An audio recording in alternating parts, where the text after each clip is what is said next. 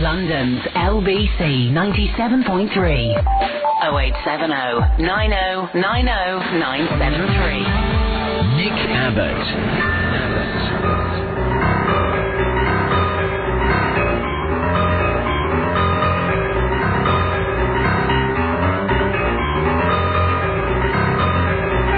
So they're giving, what is it, threepence halfpenny per athlete in order to get the biggest sweep of gold medals that human beings can possibly envisage in in the great Olympics that we're going to be holding in. I bet halfway through we asked the French to help us out. Sorry, mate, the stadiums aren't finished yet. Can you do us a favour? And we'll put them all on the train over the channel. How much did they say? It was like 650 million. I said, which sounds like a fantastic amount. It would get you 2/3 of a dome. 2/3 of a temporary tent. Oh, here comes the music. Who's riding this fader? Up, up, up. Yeah, it doesn't sound like very much to me because, you know, the Chinese and the Americans, none of those athletes actually have to go to work. And those are the people that we're going to be competing against. And so we've got bakers, soldiers, candle makers, and, you know, all of that, who have to get up at 4 o'clock in the morning to go and swim for 2 hours. Meanwhile, the Americans just to, you know, get up when they want, because that's what they do for a living. The Olympics isn't an amateur event anymore. It's a professional event. I don't really get that. I thought the Olympics were supposed to be amateurs, but it's not, though, is it? They do that for a living. Yes. But that's not right, though. It's supposed to be an amateur event. But none of the... We don't know who any of the people are, then. Why have you got a thing on your head like Madonna? You got... Well, it's easier than picking up the phone all the time. Yeah, but we still can't hear you. Well, no, I'm on a microphone tonight. You're on two. That's what I mean. You've got a thing in your ear and a microphone that's... Well, I've got a very limp microphone, I'm afraid.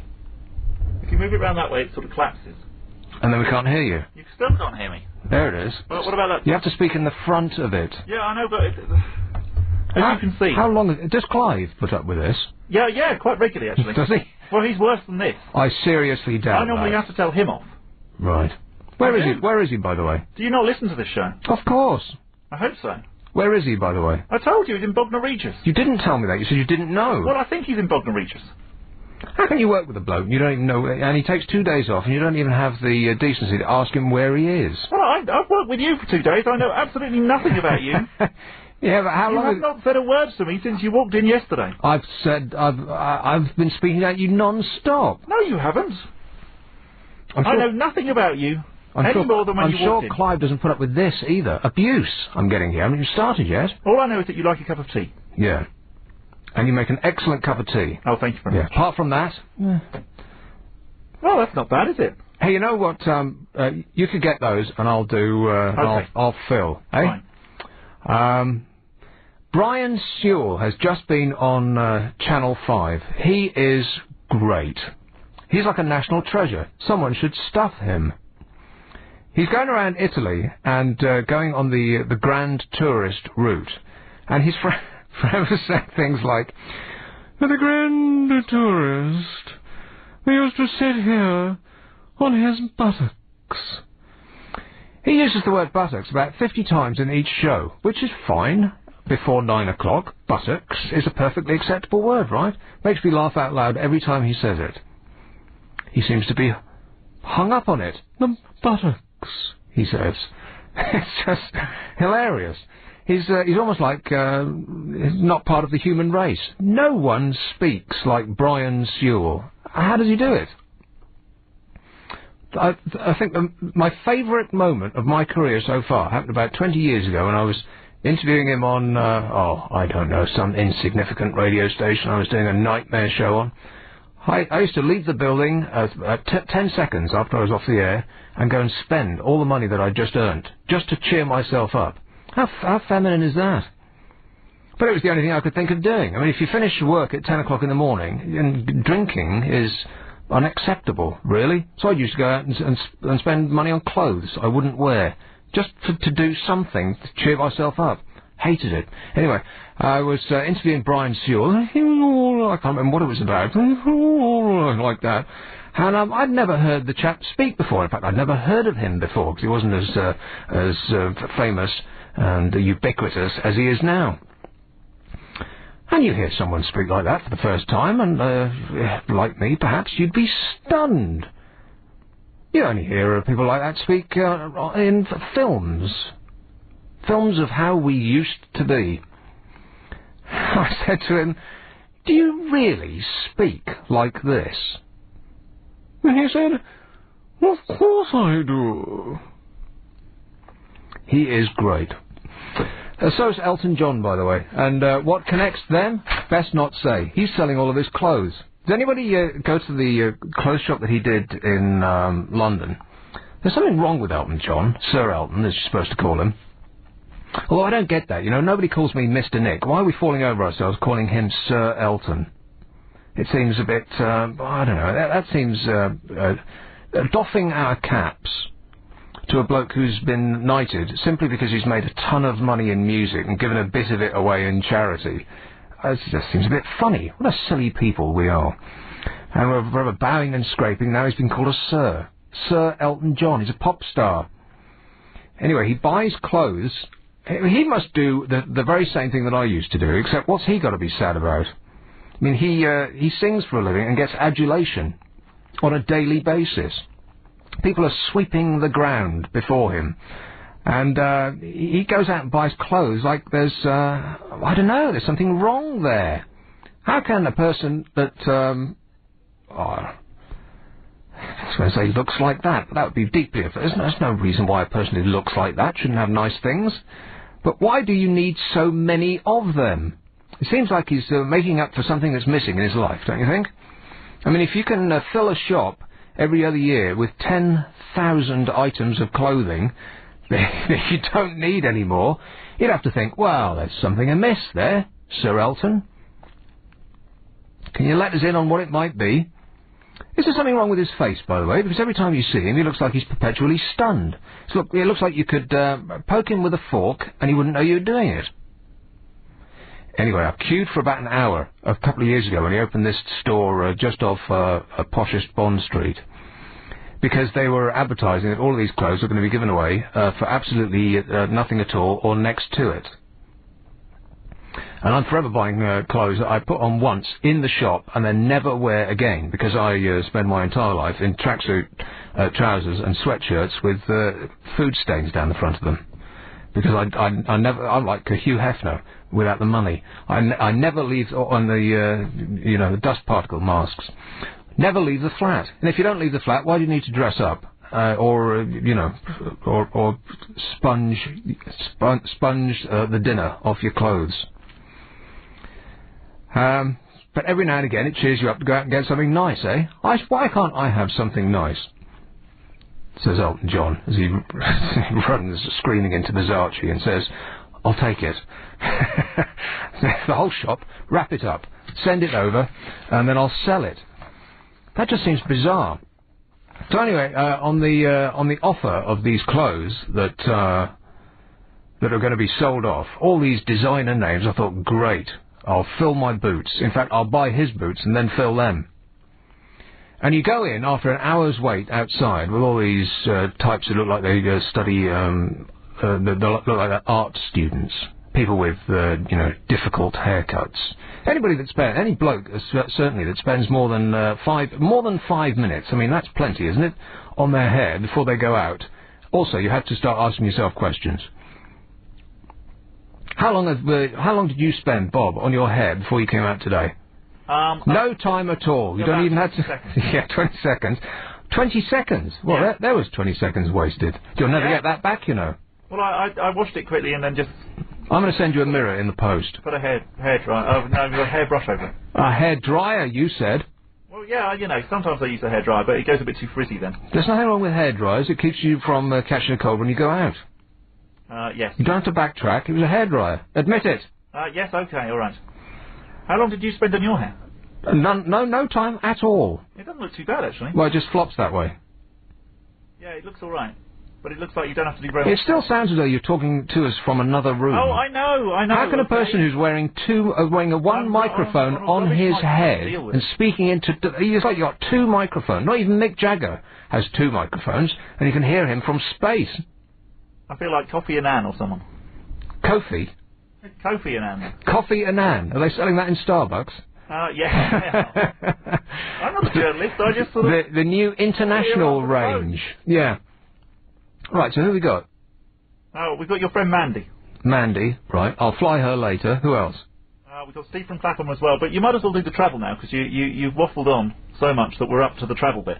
You see, this is what I'm saying. Abuse. I'm sure that Clive wouldn't put up... Waffled? What do you mean? This has been friendly... intellectual debate. Is that what you meant? Chit-chat. I'm trying to sort of make you laugh. You've waffled for 15 minutes, so we might as well do the travel. Here's the travel with Joanne Webb. Nick Abbott. Available off DAB. Not my fault. Waffled. Well, it wasn't my fault. Well, whose fault was it? It was Gary's. Gary's fault. Right, note that down. 3 faults and you're out. Okay. How many faults have I occurred so far? Waffled. Well, waffled was 1. Only 1? Yeah, just the 1. Oh, that's good. Well, it's only 16 minutes in. Anyway, I want to talk about Elton John in a minute, but first, Steve, Clapham. All right, Nick, how are you, mate? All right, thanks. All right, listen, I want to talk about Elton John. I mean, let's face it, how many people, would actually want Elton John's clothes, yeah? Well, how many people are that shape? Yeah, exactly! Well, I'm not. I'm 6'2", you know, and I mean, how tall is Elton John? 3 feet. Yeah, I reckon as well. 3 feet, both ways, yeah? 4 foot wide, 3 feet tall. Yeah, exactly. So that made me laugh, Nick. But, something else made me laugh, but I've forgotten what it was. Great. No, listen. I think we all have an idea of what that was then. Yeah, well, probably Elton John, yeah. I mean, I do like Elton John. I like some of his stuff, yeah. Yeah. But clothes sense, come on. How many people want it? I suppose you might just want it to make more money out of it on eBay or something. I don't know. If you're short and fat, you're okay. But listen, you was talking about people, yeah. All these bleeding pop stars and movie stars, and they're all getting knighthoods, yeah? Yeah. And they're all bloody stinking rich. They've all earned... Hang on a minute, Steve. Just one moment, Steve. Is this acceptable? Just about. Borderline. Borderline. I'm slightly worried. You're borderline, Steve. Rein yourself in a bit. A couple of faults already, I think. Right. I don't have the dump button, by the way. Let me make that absolutely clear. So anything that... Wait a minute. Anything that... Let's just talk over each other, shall we? Yes, okay. Anything that you hear on the air is not down to me. If you let it go, it's your fault, right? Okay. I have no control. I don't even have a dump button in Right, here. but if I yell at you, stop talking about that, then you've got to shut up. Righto. You're going to have to speak louder, though. It still sounds as though you're talking with your head... Shut up. You've got to shut up, okay? Talk into the... Usually on a microphone Hello? it says front. There you go. How long have you been doing this? Has Clive ever said that you're 12 years? I have been doing it 12 years. He doesn't even know how to work a microphone. Well, that's not my skill. I'm not an on-air person. All right, we're going to open this up to the nice ladies and gentlemen, because they know you more than I do. What is Bob's skill? That's going to be the question today. Lovely. Thank you very much for that. I promise I won't filter them. Right. See, now Clive would do that, right? I'm just filling in his absence. Yes, that's what Clive would do. Right. See? You're sounding a lot more like him tonight. Back to you, Steve. Oh, God, I thought you disconnected me. No, it sounds like you're partly disconnected, just generally. But go well, on. I am generally disconnected, but I'm trying to, I'm ringing you up. First caller, you're only on us for 2 nights. So I thought I'd give you a bell. Bless you, Steve. It does amaze me that loads of people do get, knighthoods and whatever for singing, and making millions or billions of money that they go out and buy, outrageous things. Yeah, billions of money, yeah. And that does concern me, right? Because when I was younger, do you remember when you was young, Nick? I don't remember last weekend. Yeah, Are you joking? And that stage again. Listen, but do you know, like when I was younger, I thought, oh yeah, pop stars and fashion designers and all of that. Oh, they're great, aren't they? But as I've got older, I thought, well, Yeah, they're okay. Yeah, they're making money, and that's not what we all want to do. And, you know, they make loads of money out of people like me, maybe people like you, Nick, and probably Bob as well, and probably Clive, you know, and then they end up with a knighthood. Do you know what I want to do? My knees want to sort of like cringe down. Because I don't now... Your knees? My knees. Your knees? Yeah, do you know, like a cringe? You can imagine if you was cringing, you go, ugh. With your knees? Well, and your whole body, actually, isn't it? 'Cause it all bends down. When you cringe, what do you do? It's more of a facial thing, really, rather than knee-based. Oh, I do the whole body. I go, my lips go up. Yeah. The stomach goes in, and my knees bend. You do the okey-cokey, and you fall right down. Yeah. That's what it's all about. Oh. All right, thanks a lot, Steve. You certainly have given us a lot to think about. Oh, well, I've got other things to talk about now. Have you? Now I've started. Oh, blimey. And another thing. Go on, then. Oh, listen, it's good to have you on the, you know, LBC. Obviously, they've brought you in, yeah? They've brought somebody else in as well, haven't they? Your mate. I don't know where we're going with this, but I'm tempted. I'm tempted to cut you off right now. Carol McGibbon was on. Carol Gibbon. Oh, no, she Carol is. McGibbon. Carol McGibbon. Yeah. Yeah. Do you remember her? Yeah. Yeah. Oh, there she is. She was around on Sunday, so that's quite good. I'm really pleased the way the station's going. Oh, right. Yeah. It's the management are doing exactly what I want them to do. Oh, right, yeah. Yeah, right.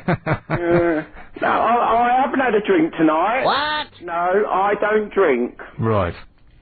But all right then, so maybe we'll leave it there then. But it's nice Oh, to that hear would be you. great. It's like a dream come true. Thanks a lot, And Steve. for me as well. Ta-ta. Yeah, bye. Another satisfied customer. I don't know, he seemed like chirpy, and then right at the end there, because he wasn't on for the full 3 hours, he seemed to get the hump. Oh, come on, Steve. Don't be like that. Don't go away, you know, cringing, but do go away. Let's have, I'm going to talk about Elton John in a minute. It'll be one of those things, I'll say it for 4 hours. Here's Mandy. Hi. Hey, Mandy. Hi, Nick. Hey, Mandy. Hi, darling. How are you? Feeling, a big breath? Feeling breathy? Who, me? Yeah. Only when I talk to you. I don't know why. You're breathy for a living. Shut up. We weren't going to talk about that tonight. We were going to talk about internet dating. Okay, internet dating. Yeah, why not? Yeah. Well? Done any lately? Yes. 2. You've been on 2 internet dates? Yes. Really? Yes. One lasted from July last year till January this year. Blimey, that's a long date. Yeah, it was. Did you go home for, like, your toothbrush or anything? Right. And the other one I met at the very beginning of March when I moved in here, and he's still around. Very much. What, the flat? Yes, well, yes, he's here now, but he's in another room. But we don't live together or anything silly like that.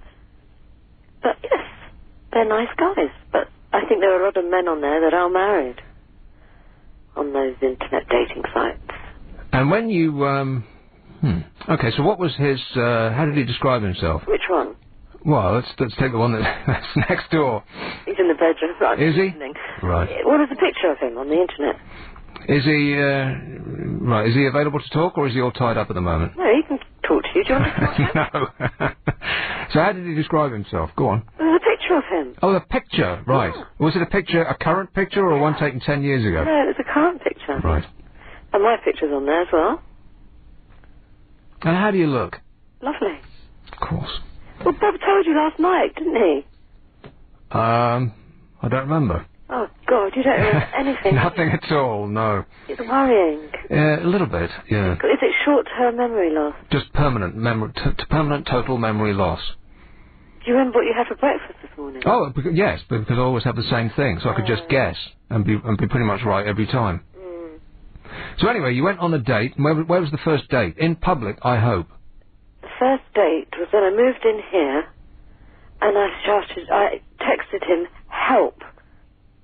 I need somebody. Yes. Not just anybody. No. And he came round on his charger. On his what? On his white Charger. Sorted me out with He's got a white car. Charger. White horse, you know. Yeah, but I know, but he hasn't got a white car, has he? No, Right. black. And he bought me a present tonight. Great, what is it? A Lotus watch. Lotus the car. Oh, you're going to say a Lotus Elise. Oh, blimey, you've struck gold there, dear. He works for them. But I've got the Lotus watch, and it's really funky. What's a Lotus watch? It's a watch with a Lotus logo, And he works for them? yeah. We got it Lotus free. logo. That's no kind of present. Well, it means a lot to me, honey. You'd like one. Oh, well, would I? Nice. Okay, well, why don't you get him to send me one? Courtesy of you here at LBC. Well, when are you going to be back? When am I going to be back? I've got no idea. Exactly. I'll get Clive to slip I'll keep it. I'll get Bob to slip some Senecol into Clive's tea. Somewhat. Senecot. Yeah. You're nasty. So the first date was at your flat. That's very unwise. Yes, but we'd spoken on the phone for ages. Oh, he could be a mass murderer. You've got no idea who this bloke is. He's in your bedroom right now. Pardon? He's in your bedroom right I'm in now. the lounge. You've got a kitchen full of sharp knives. Who, me? No, I threw them all away when I moved. Right, well, that was wise. What, 'cause you don't like cooking? I love cooking. But the knives were useless. I'm not a bully boiler. But you don't know that he isn't. That's my point. You should No, always meet not. people for the first time in Darling, public. Sorry, I spoke to him on the phone for a That doesn't month make before I met him. that doesn't make the slightest difference. It does. You can tell, if you're wise, you can tell. Well, Hitler probably had a good speaking voice on the phone. I mean, when he wasn't ranting with spit flying out his mouth, he probably was quite charming on the phone. The first one I met as well, the first one I met, not in my flat, but in a pub and then went to my flat. That was another matter altogether. Together altogether. Another matter altogether. What does that mean? Altogether. He wasn't the same kind of person. Right. He was a bit of, not nutter. Yeah, nutter. There's so many nutters around, Mandy. If this doesn't work out, and let's face it, we're taking bets right now. We're giving it 6 months. Okay, why? If it doesn't work out, the next one you meet them in public. Always. Any other advice? Yeah. Yeah. Any advice for her, Bob? No, my one's called Bob, so you've got to be careful here. Oh, not that Bob. What? This Bob. Any advice for this lady on internet dating? When was the last Don't do time? it. Well, don't do it. Can you be more constructive? She's going to do it anyway. Bob knows a lot about me. Really? Yeah. Do I? Yes. Definitely don't have them round to your flat and things. No, don't have them round to your flat. Well, you meet them and they're going to go to your flat eventually. Now, shouldn't you be going round their flat? I mean, you can tell a lot about a person from the state of their fridge, for a start. Have you checked his fridge? I haven't been to his. You haven't been to his, right? Well, that says a bundle right there. No, Probably lives with his mum. No, his mum's in a home. Oh, that's nice. He stuffed his mother in a home. There's my mum in a home, so just cool it. Just careful now, because I haven't got thumb button here. They're not in the same home. Oh, right, okay. No. You were so nice to me last night. I am being nice. I'm trying to save your life, dear. If I was a deer, I'd have antlers, Nick. Well, that told me. Yes. Good for you, Mandy. So how long have you been going out with this bloke? Since the 3rd of March. Well, you've got the date virtually tattooed on your forehead, the 3rd of March. Because I've moved on that date. From Northampton. And it's a month later and you still haven't seen the inside of his flat. He lives in a house. You don't know that. I do. I've got pictures of it. Pictures of his house. The inside? No. No. Right. I think that says all we need to know. Get pictures of the inside of his house. Will you do that for me? Just don't worry about me. I am worrying, Mandy. I am worrying. Available on DAB Digital Radio. London's LBC 97.3.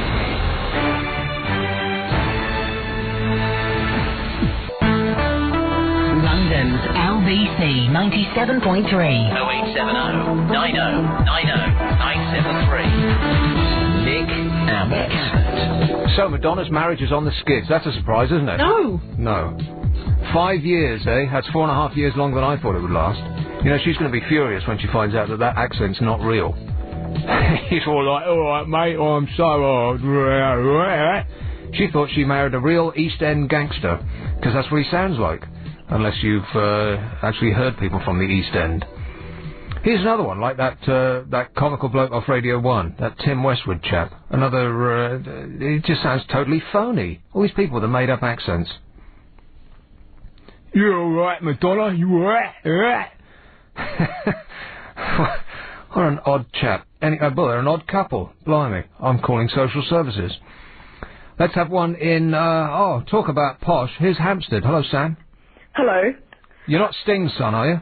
Oh, I'm not, I'm afraid. Right, okay. Yeah, I just wanted to ask you about something you said last night. Yes. Which was, you were talking to this woman about music, and then you just started contradicting yourself, like, for last 10 minutes of the show. That sounds like me. Yeah, because you told her how much you were into the, new 21st century music, and then said you liked old rock.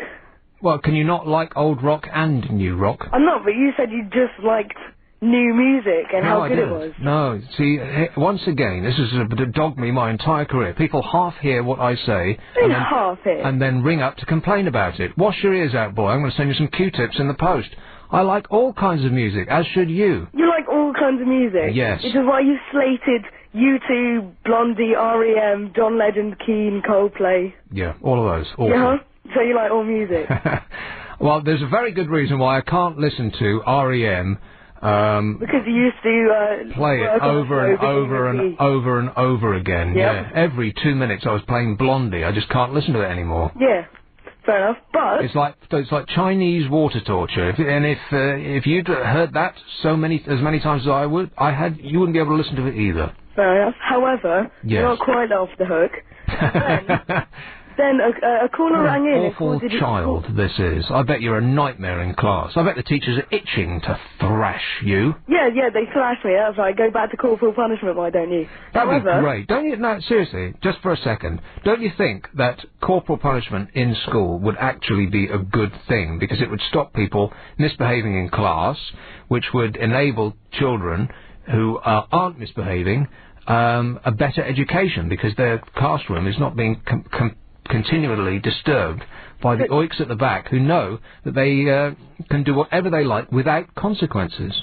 So you're saying it would be a better school system? No, I'm asking you. You're in school, so I'm asking you what you think. To be honest, it might in certain schools. See, I knew you were going to say that. Yeah, what do you mean you knew you were going to say that? Because it's the correct answer, and you sound like an extremely intelligent and wise young man. I may be intelligent and wise, however, I'm praising him, and he's still got the strop on. Yeah, obviously I have the strap on. However, you can't bring back corporal punishment. Why not? It's ridiculously evil and cruel and... Nonsense. What do you mean nonsense? Are you watching this... You beaten? Is that why you're like what you are, Nick? Well, no, I've got beaten once, I think. Yeah? I got sent to the headmaster's office for... some kid got expelled, I think, and we all ripped his blazer. Right, because that's not savage. Well, no, he started it. It was fun. He started ripping his own blazer. Well, yeah, because he was leaving. Right. See? And so we all sort of joined in. And so you got beaten. Yeah, I did. Well, I got sent to the headmaster's office, and we used to have the belt, which is a piece of leather about almost 3 foot long, and about an inch wide, which was split halfway up. So when it comes through the air, the end part and then come together on your hand, and you had to hold your hand up, and you get 6 or whatever it was. And so sharp and thick was this leather belt that it could actually cut through the arteries in your wrist. Did it cut you, Nick? No. So in order to prevent the pupils actually dying, because it's corporal punishment, right? Not capital punishment. Yeah. He put a book over your wrist. Guess what that book was? That's right, the Bible. So he beat you with the Bible. And you know what's worse about being beaten is being beaten when it's cold. When I went to school in Edinburgh, where it's cold all the time. That's and nice. so we went to, you had to go into the toilet and run put your hands under a warm tap. Because being beaten on cold hands is way harder than being beaten on warm hands. Yeah. Yeah. Well, so you got chilblains on that? Never forget that. Yeah. So did it scar you? Scar you for life? Well, I didn't rip anybody's blazer after that, that's for sure. Fair enough. But I was a good boy, I was. You're a good boy, Yes. yet yesterday you managed to insult a caller who was claiming how good you were. I seriously doubt that. Well, he called you, and I quote, blinding, and then you mocked him for his use of new vocabulary. Well, blinding isn't new, is it? I didn't mock him. I just thought it's blinding is a good word. Yeah. But it's just such an awful word to be a good word. It's like bad in youth speak is good, right? Youth speak. Well, that's true. Isn't bad good? It can be, I guess. Yeah. Yeah. What would you know? Me, what would I know? Well, you're not youth. exactly from the streets, though, are you? The only streets you see are 3 feet beneath you as you waft by in your 4x4. Uh-huh. Yeah. Not with you with your crazy stereotypical views then, Nick. Not typical of you then. Well, you are a posh bloke, right?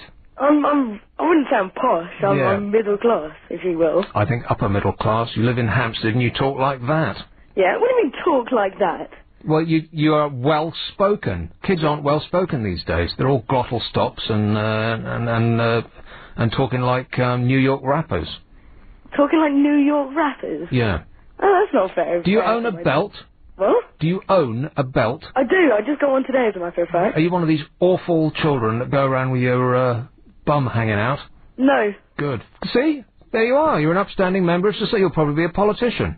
Yeah, maybe. Before long, we'll be calling you Sir Sam. Sir Sam. Yeah, that has a certain ring to it. Yeah, and you can be my lonely slave. Yeah, I'll do that, sure. Yeah. Hold your breath. Okay. This is LBC 97.3. I'm Nick Abbott, in for Clive Bull. Clive is coming back tomorrow, and his entire audience has lifted its head out of its hands and is right now on their knees, like that bloke who called in right at the beginning of the show. They've stopped cringing, but their knees are still buckled. They're singing Hallelujah. Hallelujah! Clive's back tomorrow at 8 o'clock. Where shall I go next? What do you think? Line 7. Line 7, you say. Let's go with well done. Tapua. Hello. Just one moment, Tapua. Now, that sounded really sarcastic, Bob. No, I didn't well mean it like that. done. Well, because you haven't been very good at doing the routing. It's not me. It's the equipment. You see, now I see a piece of highly technical, expensive equipment, and I think, well, better treat it with respect. But actually, this equipment, much like Sam, probably, only responds to... You have to give it a good belt. Exactly. Yeah. Exactly what I was going to say. I wasn't meaning to be cheeky. It was just another bit of friendly worker rapport. Hi. Hello, Tapua. Hi. What's up? I'm not really one to criticize Yes, you are. much. But I think, you're kind of mean sometimes. Oh, come on. I can't be that mean. You're calling me up. Well, I'm calling up to defend Bob, really. And, the previous caller and the caller before that as well. Now, but apart from everyone that I've spoken to today, I've been great, right? Yeah. I've been polite to everybody, except for everyone that I've spoken to so far. Yes. Can we agree on that? Yes, because... Right. I don't think I gave anybody a really hard time, did I? Oh, it's just a game. We're just having a laugh. It's just a radio show, Tapua. That's an excellent name, by the way. Where does that come from? It's a Zimbabwean name, actually. Right. Yeah. Yes. About internet dating. Yeah. You're assuming when you say that, she shouldn't go to his flat or she should go to his flat, find out what kind of guy he is. You're assuming that when people meet each other face to face, that there's something there that you don't get when you meet them face to face after having met online first. I'm sorry you lost me. What's the difference between meeting someone out on the pull and meeting someone online and then meeting them face to face? See, once again, you half heard what I said, then rang up to complain about it. What I was suggesting would be a bad idea was that she meet first in her flat I thought that she should perhaps meet first in public. Oh, she's already met him, though. She was saying. No, she didn't. She was talking to him on the phone, and then the first meeting they had was in her flat. Okay. You still want to complain about that? Well, I think maybe I misheard the caller. There you go. One that admits it. Okay, fine. Fine, I'll get you next time. Rightio, I'll look forward to it. Right, bye. Thanks a lot. Ta-ra. This is LBC 97.3. It's 0870 9090 973. Hey, that's the first time I've given out the number. And I know it right off the top of my head. Isn't Wow, that incredible? Memory. What memories, eh? That was excellent. Do you want to do that live read now? Oh, I'd love to. Yeah. Because this is great. Get it out of the way, sort of. Well, no, I didn't mean that. Stop giving me that look. LBC 97.3 has teamed up with AOL to give you the chance to win a brand new laptop every day this week. James O'Brien has been finding out what you think about the internet with AOL. All you have to do to win is guess what was discussed in our exclusive AOL podcast. That's all this week with James O'Brien. Weekday mornings from 10 a.m. discussing the internet with AOL on London's LBC 97.3. And that's a That was cue. really good. That's a cue. Oh, right, I've sorry. finished. Gary wasn't there to press the button. Oh, it's Gary's fault. It is Gary's fault. Here's That's Joanne the Webb. second tonight. Go ahead, Joanne. I was trying. I don't think Bob had lifted me saying. Nick Abbott. What's wrong with Eurostar, by the way? I don't know. Oh, well, that was worth waiting for. No, I don't. You can never tell when you need these on, Gary. So I'm going to be. You're looking at me. What is wrong with the Eurostar? I don't know. Get Joanne back on the phone. No, don't. She's Not on the busy. phone. She's... She's on Huh? a fader. On a fader? Yeah. Oh, She well. might be there. Hey, Joanne. Chatty. Are you busy? Not Shelley one. Everything. No, she's doing something else. You see, that's what travel people do. It's like they do one thing for us, and then they go and do something else for somebody else. Busy they are. Yes. Interfering with their business, you are. Sorry, Joanne. Sounding like Yoda, I am. It's one in Surrey. Kenley. Tony. Hello, Nick, how are you? All right, thanks. Good. I'll tell you what's wrong with Eurostar. It links us to France and the rest of Europe. Anyway, Well, as long as you don't say anything offensive, Tony, that's No, of great. course I won't. I won't Carry say on. But earlier you were threatening to use a dump button on somebody. Yeah. It was talking a complete load of waffle, and that's the polite version. But Yes. I think the dump button should also come into play when someone is speaking to you and uses the word "yeah" after every sentence. Yeah. Once I've done it don't. Once I've done it 3 times, dump 'em. That, and also, do you know what I mean? Yeah, but and he kept saying right as well. I mean, what is going on in this country? But anyway, I won't rant because I'll leave that for Nick Ferris. But So do you have a problem with the French, Tony? I have a problem with Europe. I don't want to be told to eat straight bananas or that we can't build any more organs because the pipes contain too much lead. They can go forth and multiply. Because No, this is in the newspaper the other day. Blair's Britain says a London-based correspondent for Marianne, which is a French news magazine, is socially, economically and ideologically redundant. He compares Blairism to a form of totalitarianism reminiscent of George Orwell's 1984. Well, I don't disagree. No country, says this chap, has been exposed in recent years to so much radical social engineering as Britain, but the social and human cost of it, he argues, can and should terrify. Poverty, the abandonment of the notion of public good in the name of profit, he says. What is that in the background? That is my daughter. Right. Who should be in bed, but there you are.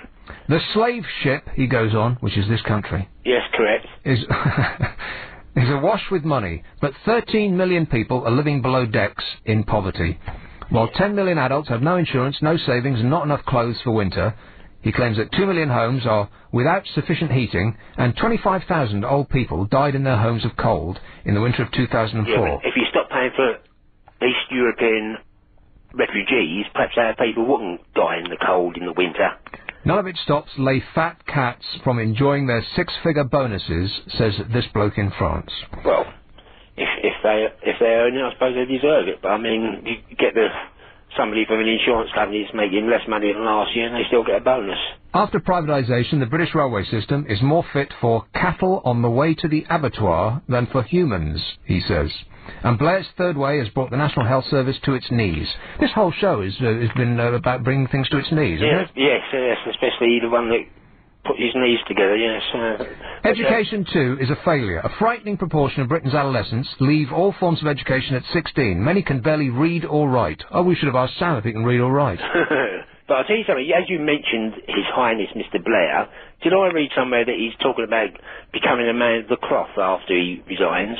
Oh. So, if he is, how does he weigh that up with the fact he sent our people out to Iraq who's got nothing to do with us, and that over 100 of our boys have been killed? That's what I want to talk about for the rest of the evening, is Iraq. Or how about Iran? Let's go to war with Iran.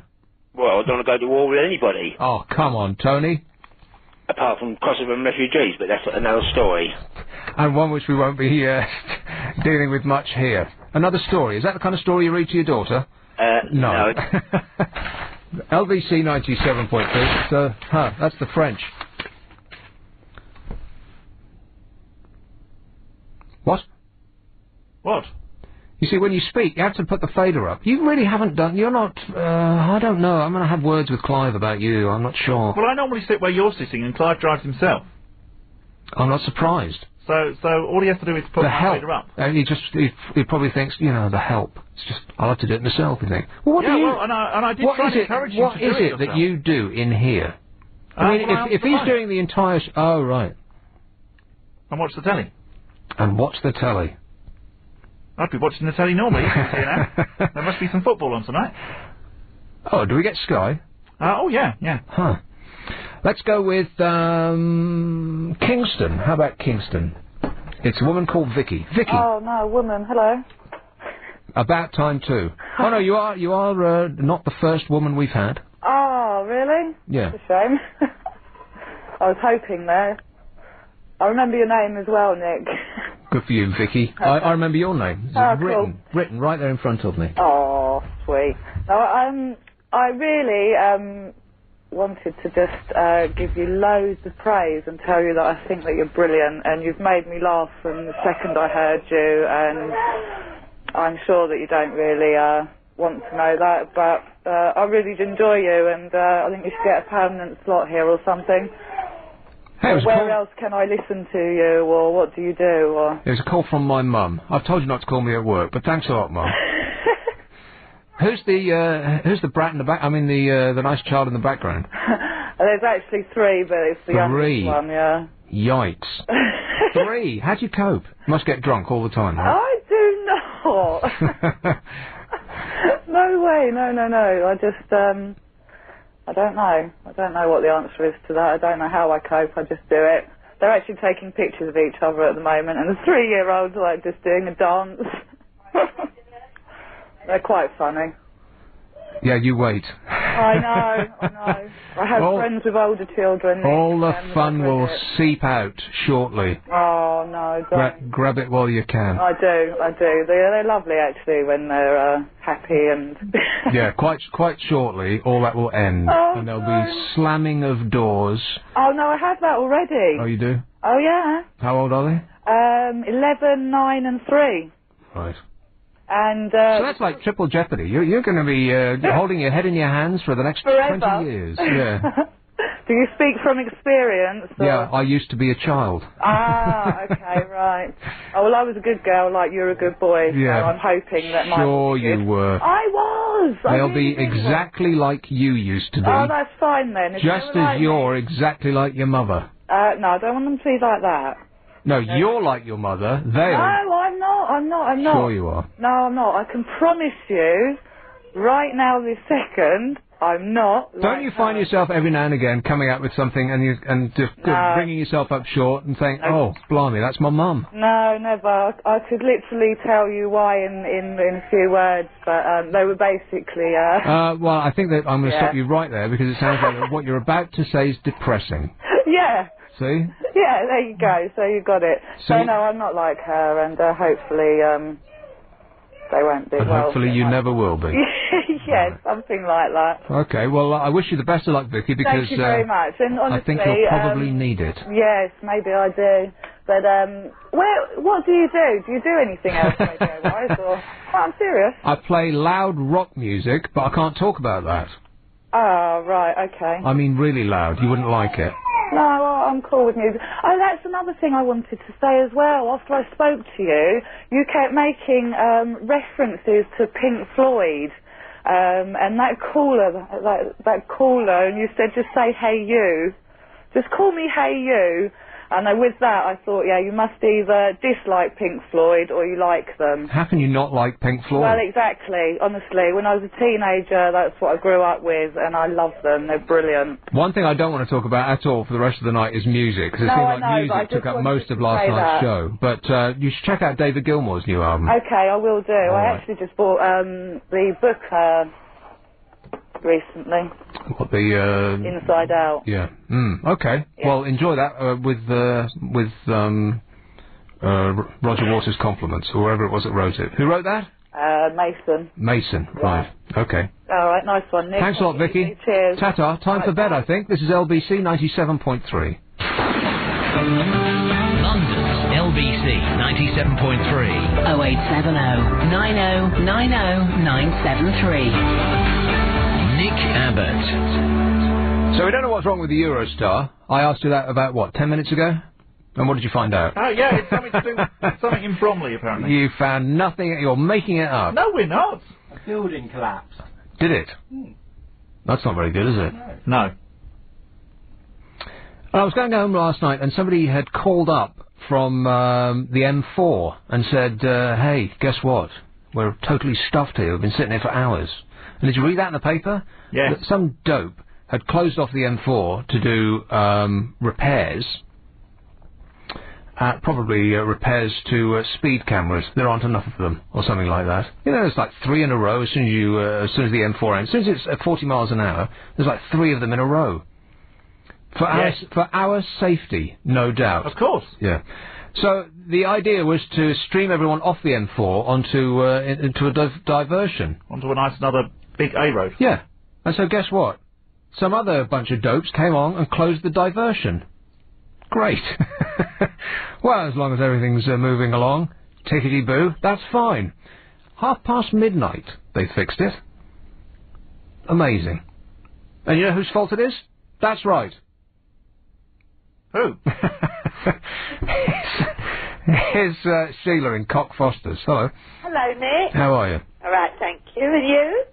Super, thanks for asking. Well, I don't usually ask Clive because he gets a bit funny about people asking him how he is because he thinks no one really cares. Right, well, he's probably right, because it's just a... It's just a way of introduction. Exactly, yeah. Yeah. Now it's just us flapping our gums. Pardon? It's just us, saying stuff that's not necessary in order to make it clear that we're not going to kill each other. That's it. That's it. Now, you wanted to know what we listeners think of Bob. Oh, blimey, this will be great. Right, go on, then. Now, here goes. He's very helpful. Yeah. Very polite. And he always puts the callers through. He's got a fantastic rapport with Clive. Now, he's very caring towards him, and he always gets him a nice cup of coffee. So if you ask him nicely, he'll get one for you. And he never makes mistakes. And if he does, he covers them up very well. Now, you see, you're contradicting yourself there, Sheila. Right. If he never makes mistakes... Yeah, and if he does, he covers them up so well that we wouldn't even know about it. Do you see what I mean? No, again, well, you see, you haven't sorted your brain out there, Sheila. If he never makes mistakes, yeah, how could he cover them up? Well, I'm just being pedantic. Am I? No, I am. Oh, you? Oh, yeah. I thought you would be. So anyway, it's thumbs up for Bob then, eh? Oh, absolutely. So everything Clive told me is wrong. We all love him. And I'm sure Clive didn't tell you anything detrimental about him. Nothing detrimental, no. No. All right, well, thanks a lot, Sheila. Okay, It's been... have a nice cup of coffee. All right, cheers, dear. Bye. It's been an eye-opener. This is LBC 97.3. I'm Nick Abbott. I still haven't got round to Elton John yet. I bet I'll be saying that for the next 3 hours. Have I got a lot to tell you about Elton John?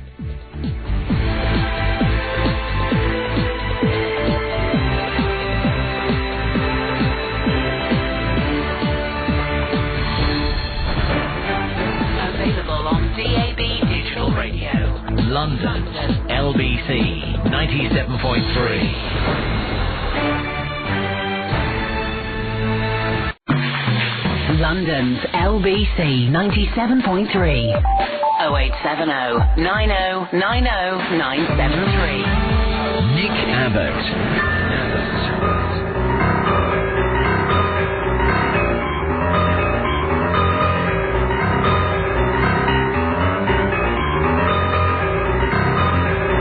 So is it cold enough for you? Oh, blimey. Absolutely freezing. Spring. Isn't it great? And, I don't know, there's something seriously wrong with people who run the fashion business. And I've thought this every year. And it seems as though they just don't get it. Every year it's the same thing. High street spending plummeted in March as cold weather brought a chill to Britain's retailers, it says in the, whatever this is, Telegraph probably. Blaming freezing temperatures, fragile consumer confidence and the late Easter. My diary told me that it was going to be a late Easter years ago. It's not like it's a surprise, is it? They said that like-for-like sales, which strip out new store openings, were 1.4% lower than a year ago. It's a disaster. That's why there's sale notices all over the high street. Oh, here we go. And it doesn't make any sense at all to me. When do the spring clothes come in the stores? January. When you've got 5 months of sleet and freezing cold temperatures to go. You know, it doesn't get properly warm in this country till July, let's face it. There was that one year, a couple of years ago, where it gave us the little spring tickle. You know? Which is a few days, a week at most, of warm weather. And everybody's shoulders unhunch, and you think, oh... finally, summer.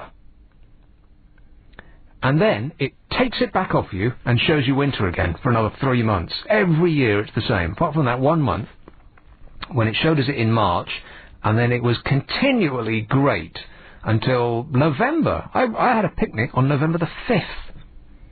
Huh? Isn't that great? What are you laughing at? I don't believe you have picnics anywhere. Rubbish. I don't believe you have picnics. What's wrong with a picnic? Well, I just can't see you packing a little bag and going off and putting a blanket down and having a picnic. Well, I don't skip there. What do you mean? Well, I just can't imagine you having a picnic anywhere. A little bag? Well, it's not a gingham-lined straw hamper. Well, the word picnic sort of conjures up Famous Five type images. What, with lashings of ginger beer? Absolutely. A picnic is just a meal you eat outside. That doesn't include having a sandwich in Soho Square. No. Or getting some fast food and eating it outside. Yeah, or a McDonald's on Oxford Street. So you have to prepare it. Eating a McDonald's walking up Oxford Street does not a picnic make. No. Well, that's what I mean. So I think Shakespeare said that. Huh? You have to prepare it. Well, you can buy it. I can't imagine you doing that. Why not? Of course. Picnics. How could you not have a picnic? How can you let the summer go by and not have a picnic? Because of wasps. Wasps. Oh, come on. Wasps? Yeah. Are you forgetting about the ants?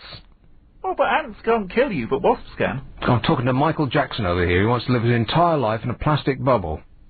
Wasps cannot kill you. Sting you. I'm not filling that gap either. You know, they've just had this, what's the greatest restaurant in the world, this silly list thing, like every bloke wants a list. And they got it wrong, again. El Bulli, which is just outside Barcelona. If you want to go and eat in El Bulli or whatever it's called, you can't. Because they only open for 6 months a year, and they're freshly booked up the moment they open the phones. So you either have to be super extra double famous, or you'd be waiting like people are waiting to buy tickets to go and see Madonna. And those people I don't understand either. I wouldn't cross the road. Not even if they were free. Actually, if they were free, I'd go. But that's as much as I'll pay. Nothing. See some tired old broad heave herself around the stage. Huh? She's virtually a grandmother. Give it a rest, Madge. Might be controversial. I think she looks quite nice. Nice. Yeah. Not in the history of her career has she ever been called nice. Talk about damning with frank praise. Nice. Well, there's nothing about her that's nice. Nice is your grandmother. Nice is cucumber sandwiches. That's nice. Oh, you're back onto your picnics again. Floral dresses are nice. Madonna's not nice. She doesn't that's my terminology. Yeah, well, sort out your terminology. Well, I don't want to start speaking youth and down on the streets, as you'll tell me off for that. You don't want to what? I don't want to start speaking sort of youth. Youth? Yeah. Oh, I don't think there's any danger of that. No, probably not. Here's one in Peckham. Hello, Jacques. Hello, Nick. Good evening. Nick, you mentioned a few calls ago about Iran and Iraq. Yeah. I don't know if you want to open that particular No. can. No, you don't. Not really. Okay. Why? What did you have? Got any inside information? No, but I wasn't sure if you wanted to sort of start a chain debate on that. Oh, blimey, do I ever not want to talk about Iran. Iran announced that it has carried out successful test firings of the world's fastest torpedo capable of outrunning any warship. Isn't that great? The message was intended as a signal to Western military planners considering attacks to deal with Iran's nascent nuclear capability. While military plans remain secret, it's believed that Washington, London and Tel Aviv have begun drawing up options ranging from surgical airstrikes to nuclear strikes. Great! Nostradamus was right. Well, may I speak? A new torpedo of the... I'll finish in a moment, and then you can have your bit, all right? Because if I don't finish it, I'd like to finish one thought before I leave at midnight. A new torpedo of the speed and capability would not be used to combat Western warships involved in an attack on Iran, but to punish Western military action by crippling the world's oil supply. Iran holds the northern side of the Straits of Hormuz, the narrow neck in the Persian Gulf through which 2/5 of the world's traded oil passes. A high-tech torpedo could be used with devastating effect against oil tankers and Western warships sent to protect them, choking off the world's oil supply, driving up prices, causing global economic chaos. Whoopee, we're all going to die. That's why I don't want to talk about Iran or Iraq, because it's depressing. Yes, I agree with you, and I'm afraid we've got to confront this issue because I think, you know, most people would think it would be catastrophic if the Americans acted upon their implied threat of doing a tactical nuclear strike, if indeed that information is true. What I think is at the root of this problem is oil, and you've just highlighted that. Nick, until we, and by we I mean everybody other than perhaps one or two militant, fanatical tyrants, until we, the rest of us, find a solution to this oil issue, we are going to be perpetually held to ransom by anyone. People who are sitting on lots of it. Correct. Exactly. Yeah. Now, we know that Russia has got huge oil reserves, and we know the United States has got significant oil. At one point, we ourselves had significant oil, but it doesn't seem to be enough, or it's not collectively amalgamated in such a way that we can actually stand up to these people, because the point I'd like to make, and I hope it won't sound offensive to anyone who is Iranian or... Here we go. No, I'm not going to say anything controversial, but... I bet you are. Well, I'm going to try not to say it in an offensive way, let's put it that way. And you've got a 7-second timer, so I'm sure Bob will pull. Oh, no. Are you ready, Bob? Okay. All I'd like to say is, if you take away the oil card, I'm afraid Iran and the rest of them are toy town. They are absolutely and utterly helpless. They produce nothing. They do nothing other than foment trouble. between all those rich Arab countries, they've been unable to resolve the Palestinian problem. I mean, just think of the collective wealth of... Blimey, he's bringing the Palestinians into it now. Struth, there goes the show. Well, yeah, we're told time and time again that the issue with Israel is about the Palestinians. So let me ask those Arabs, and I know the Iranians are not Arabs, but let me ask those Arab states and the Iranian oil states. Yeah, in closing, go ahead. What are you going to do with your vast wealth to help your Palestinian brothers other than foment trouble? I think that they could go the Dubai route. They could start building skyscrapers and resorts. We could all be going to Iran for our holidays. Wouldn't that be great? You can book me on the first flight to anywhere else. You'll be standing in for Nick Ferrari next, you know that. Hey, listen, Jack, I really don't want to start that conversation, but thanks a lot, mate. Okay. Ta-ra. Bye. But no, he's got that one thing right. We need to find another alternative to oil. And you know what's going to prevent us from doing that? The oil companies. I'm amazed that they got those light bulbs that last for a long time past the light bulb companies, because if there's one thing that companies that make cheap things that we need to replace all the time want, is for us to keep replacing them. I bet General Electric were freaking out when somebody invented one of those things. In fact, I bet they kept it from us. Not necessarily GE, but just, that organisation in general. In fact, I bet by now they've got cars that can run on water, don't they? Air. I mean, they had Back to the Future. How long has that been out? They had cars that ran on rubbish. And that's been out for 20 years. Where's that? Flying, they could. Back in time. Anyway, this is LBC 97.3, and for the next 2 hours, 45 minutes, we only want calls on Iran. Oh, no, I got that wrong. We only want calls on anything other than Iran. Yeah, that's the way around it is. London's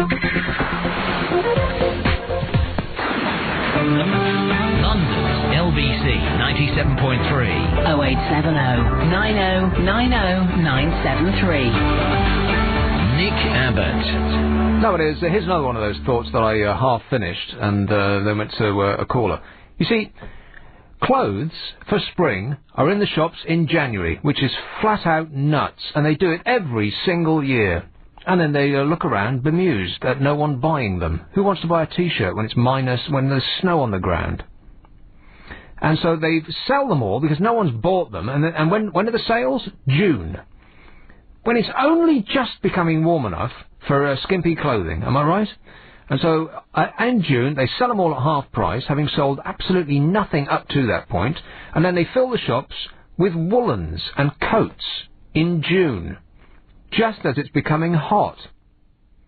It's got to be the most insane business on the face of the planet, and they do it every year. It's nuts. I mean, how about you, Bob? When was the last... I mean, you're a man of fashion and style. When was the last time you bought some summer wear? He's on the line. He's on the line. He didn't hear it. Good. He probably wouldn't have liked it. I was being sarcastic. What's going on? Oh, nothing. I didn't say a thing. Are you sure? Absolutely. Right, Here's one in South Norwood. Philip. Good evening, Nick. How you doing? You were talking earlier on, Nick, about dates. Yeah. Well, I went to Australia a couple of years ago. I went down to Tasmania, and I went to Port Arthur, where they had the prison, the penal colony, where all the people were taken, and locked up. Well, when the men came to the end of their sentence, a lot of them said, we'd like to stay in Australia. So what they did, they took them by horse and cart into Hobart to the women's prison, and they were allowed to choose a wife.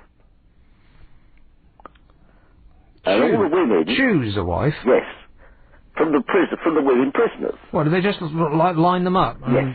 I'll have that one. Well, yeah, they gave them, allowed them to do themselves up. I don't know whether makeup is there or not. And how did the women look? Well, I mean, we saw pictures of them. Well, I don't know. I must admit, that I'm not really sure. I don't know really what my opinion would be of them. I saw some old photographs, but they were pretty faint. And the woman that was chosen was given a pardon for whatever she'd done if she married this bloke. And then off they went and lived happily ever after, I should imagine. Or not, as the case may be. Yes. Huh. Have you ever been to Australia, then? No, I have not. It's one of those places that, like New York, you sort of know what it's going to be like before you get there. Because No, I think, no, I can't agree with that. I mean, Australia is like this country. Each city is an individual city. They're not all the same. I bet they are. They're not.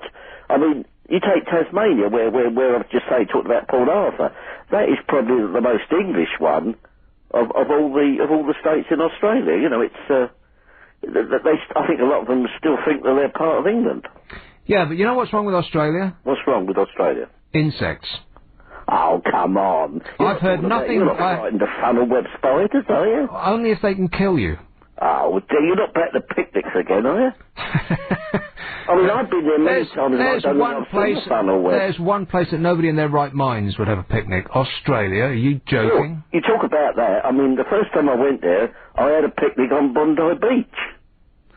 Well, there aren't insects on the beach, are there? Oh, I should think there's probably crabs, aren't there, and well, I've had crabs before. It's nothing much. No, not the way, you know, but, you know, sitting there, I mean, each place there, but talking about this prison, they've recreated it, not as a theme park, but as it was, you know, they show you can go around and look at the cells, you can also see, you know, where the prisoners were taken, because a lot of them... Why would you want to do that? Pardon? Why would you want to go around a prison? Well, it's to see history, Nick. I mean, you know... No, it's not. It's just empty cells. There's no history there at all. Oh, no, they tell you how much they got to eat every week. They had so many pounds of potatoes and everything else. Where have you been, Nick? Have you been out of Britain at all? Yes. Where have you been? Well, a lot of Europe and America. Where in America have you been? Well, I've spent quite a long time in America, but about 10 or 11 months in all. Whereabouts? Well, okay, I started in New York. On the first trip, I started in New York, and then I went to upstate New York to work as a lifeguard on one of those kids' summer camps. Uh-huh. Which was in a place called Pittsfield, Massachusetts. Uh-huh, yes. And then I hitched from there to... I drove a car from there to Phoenix, and then I got a bus up to Denver, and then I hitched to Oregon, spent a month there, and then L.A., and I've been to Texas, and all over, mate. You say you went to Phoenix. Did you go down to the Boulder Hoover Dam while you were there? I did. What did you think of it? I thought it was big. Did you go down inside it, Nick, on the thing that because the government run a free tour that you can go down right inside the dam and see it working? No, I refused to cooperate with the government. Oh, well, no, it's a trip. It's not compulsory. No, I did not, no. What did you see, concrete? No, you see the machinery and you come out on the plateau at the bottom. Oh, the plateau. Oh, you should have said there's a plateau. Well, yeah, a platform. All right, let's play the platform, you know, before the water. Because it's amazing. If you walk across that, the Boulder Hoover Dam, there's a time... It would be virtually a miracle. Walk across it, you did. Well, across the top, not down the bottom. Right. But, because there's a time difference, so, because it'll be a different time difference between Nevada and Arizona. What's Oregon like? I've been to Oregon. What's it like? It's the cleanest place I've ever been in my life. Yeah. What's the one thing? There's a forest there, isn't there, I believe? It's forests, it's mountains, it's really a quite fantastic place to be. There's nothing to do unless you like nature. There's a lot of nature. It's everywhere you look. Have you been to Canada, Nick? No. Oh, right. Where what were you doing in Los Angeles? I made the mistake of arriving in L.A. with a month before my plane left, yes, with no money and no car. Oh, no. Of all the places in all the world to have no money and no transport, L.A. is the least appropriate place to be. Did you know anybody there? What an idiot. Yeah, I knew my aunt, so I stayed with her. Yeah, stranded I was. Huh? Good grief, what is this? It's like being interviewed by Michael Parkinson. I'm just interested. Where did you stay in Los Angeles? A place called Rolling Hills Estates. You any the wiser? Near near Redondo Beach.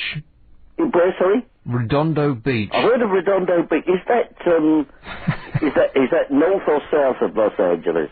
It's south near Long Beach. Oh, yes, I've heard of Long Beach. Yeah. Hey, you know what? I went to Mexico. I went to Mexico as well. Tijuana. It's not really like Mexico. It's like... Yes. Oh, I don't know. What is it actually like? It's like the armpit of Mexico. Well, I've heard stories about it, but I've never been over the border, because I know the first time I went to Los Angeles, that I put the radio on and they had this advert for Tijuana, come down to the bullfight. Yeah, don't.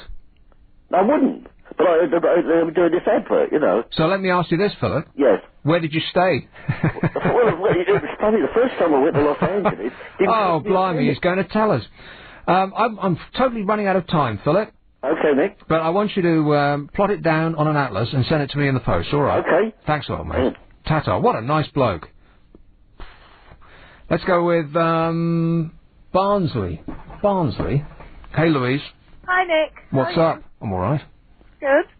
Right, I totally agree with you, what you've been saying about the old-fashioned thing. It's absolutely crazy. I don't think they really pay much attention to the weather, do they? It's like, the second that there's a bit of sunshine, all the skirts in the shop, and it rains for the rest of the year. I don't really understand. I mean, the fashion industry is a billion-pound industry. It's billion, more than that. It's billions and billions, and they get it wrong every year. I don't understand it. All they'd have to do is just to shift it back a couple of months so that the spring clothes go in the store around about now. Because we've had sleet and rain and freezing cold. No one wants to go out and buy T-shirts now. Yeah, and then put the winter clothes in September, but they come in June. It's nuts. Yeah. I think they have, like, silly little seasons, don't they, though? Like, just before it's going to be warm, they think, oh, we'll just get loads of these. But no one's going to walk around with a skirt on in this weather, are they? Neither is anybody actually going to go and buy them. I mean, what do they think? That we're going to go and think, oh, I better get my summer clothes in now? Why? Well, he's just going to fold them up and put them in a drawer. The thing about clothes is you want to wear them right now, am I right? Yeah, you're right. Because you look yourself in the shop and you check out your, you know, how you look, check out your profile, see if your bum looks big in it. Yeah, and then you're right wearing it. If it fits nice. Hey, Louise, you're not one of those girls that wears a top that doesn't meet the bottom of the top doesn't meet the top of your bottom. Do you know what I mean? Oh, no. I don't mean your actual bottom. I mean you got your top on and you got your bottom on, which is the opposite of your top. Your trousers, in other words. It seems to me like there's a gigantic amount of women going around these days whose tops do not meet their bottoms. Not their actual bottoms. I'm going to explain what I mean every single time I say it. And so what you get is a huge burst of white flesh in between the two that just spills out of the top of their jeans. Am I right? It's like a donut that runs around them. Yeah. That is vile. Well, I don't wear little tops. Oh, when I'm going outside, yeah. And you were talking about Australia, and my mate went there, and he said the worst thing about Australia were the bugs. And the bugs. Yeah, that's what everybody tells me. It's a great place, and Aussies are really nice people. And like I said, I think Australia is one of those places that you know what it's going to be like when you get there. It's like I knew what New York was going to be like before I got there, and it was just like... It smelled worse, is the only thing that was a surprise, and it was a bit louder. But Australia, you've seen so much of it, you kind of know what it's going to be like. But the one thing that everybody says to me is the insects, both crawling and flying. It's the worst place in the world for things that are going to... tiny, creepy things that are going to kill you. Yeah.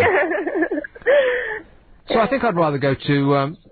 doesn't New Zealand have an absence of insects? I don't know. Have I got that right? I think there's no insects... to carry death with them in New Zealand at all. Isn't that correct? I don't know. Somebody's bound to know. Google it. Go ahead.